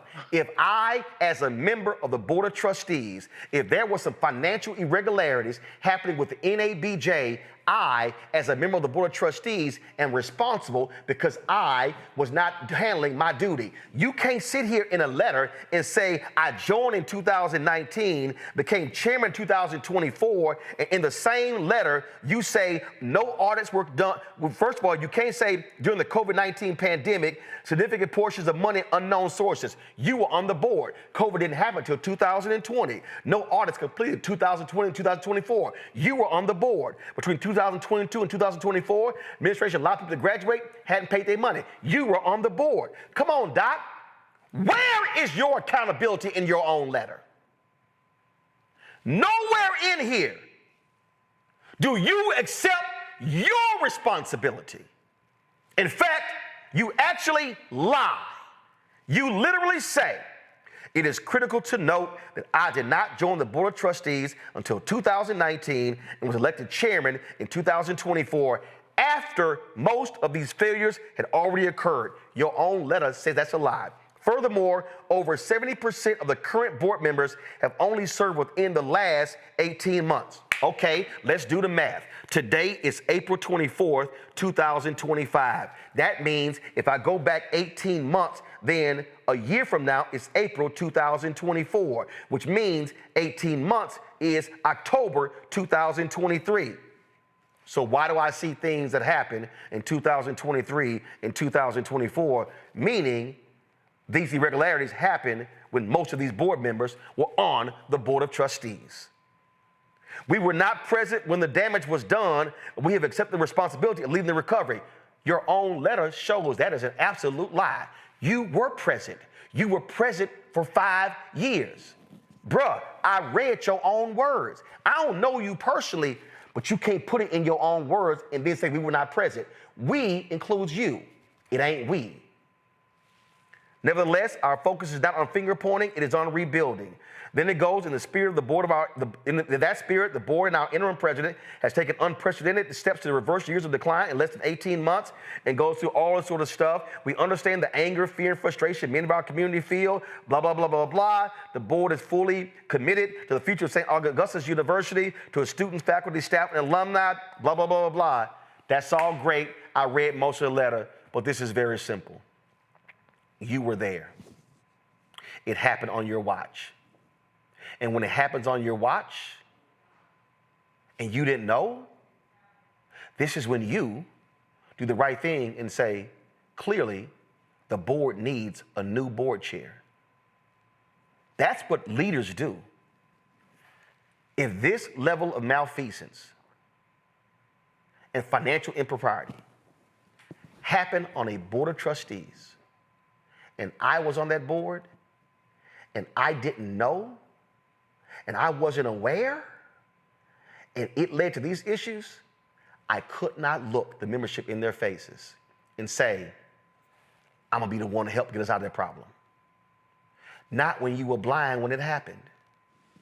And what this tells me is that you did not have the full capacity to understand your role as a member of the Board of Trustees if you could not properly discern what was going on in the administration. This is not leadership. I know you thought releasing this letter somehow you thought was showing leadership, actually what you did, you actually exposed that it happened under your watch. Brian Boulware, you should do the responsible thing and resign, not only as chairman of the Board of Trustees of St. Augustine's University, you should resign from the board altogether. And any board member that was on that board when any of this happened, at any period of time, they should all resign. The only way this situation gets resolved fully, fairly, and honestly is that the entire current board leaves. Your own statement exposes your lack of awareness and proper governance. It's time to go for the benefit of St. Augustine University, its students, its faculty, its staff, its alumni, for Raleigh, the state of North Carolina, and for HBCUs in this country. This is your own personal failure. Tiffany, Reese, Greg, thanks for being on today's show. We went long, but we appreciate it. Folks, appreciate it. Thanks for having me. If y'all want to support what we do here, Roland Martin Unfiltered, y'all see how we roll. You see how we roll. We make no excuses. Join our Bring the Funk fan club. Use the QR code for Cash App contributions. It's right here. You're listening. Go to blackstarnetwork.com. Make a check and money order out to Roland Martin Unfiltered. Send it to P.O. Box 57196, Washington, D.C. 20037-0196. PayPal is R Martin Unfiltered. Venmo is RM Unfiltered. Zelle, Roland at RolandSMartin.com. Roland at RolandMartinUnfiltered.com. Download the Black Star Network app, Apple phone, Android phone, Apple TV, Android TV, Roku, Amazon Fire TV, Xbox One, Samsung Smart TV. Be sure to get a copy of my book, White Fear, How the Browning of America is Making White Folks Lose Their Minds, available at bookstores nationwide. Be sure to get our Roland Martin Unfiltered Black Star Network gear, hats, t-shirts, mugs, of course, our new shirts. Go to rolandmartin.creator-spring.com. The QR code is there. Or go to the blackstarnetwork.com. Also, folks, be sure to download the app, Fanbase. If you want to invest in Fanbase, go to startengine.com/Fanbase. And let me also shout out, I'm going to be in Houston tomorrow. I'm speaking tomorrow night at an event there of some community organizers. My man, Freddie Haynes, is going to be one of the speakers, but I'm also going to be the keynote speaker. So I'm looking forward to being there. And so I hope y'all could, if you're in Houston, you can join us. Y'all know we're going to do what we do. And I got a word for the folk who are going to be there. And y'all know I ain't going to hold back at all because I wasn't raised to hold back. All right, so here it is. Let me pull up right here, and then we out of here because I'm late for dinner. I know I got a dinner appointment. I'm late. It's been that way. I've been busy all day. Here we go right here. Folks, I'm going to be at the Bell Tower on 34th. Go to championsofchangegala.com. championsofchangegala.com for tickets. QR codes there as well. Folks, that's it. I'll see you tomorrow from my hometown of H-Town on my dad's 78th birthday. Until then. Holla! Network is here. Oh, no punch! I'm real revolutionary right now. Thank you for being the voice of Black America. All the momentum we have now, we have to keep this going. The video looks phenomenal. See, this difference between Black Star Network and Black-owned media and something like CNN. You can't be Black-owned media and be scared. It's time to be smart. Bring your eyeballs home. You dig?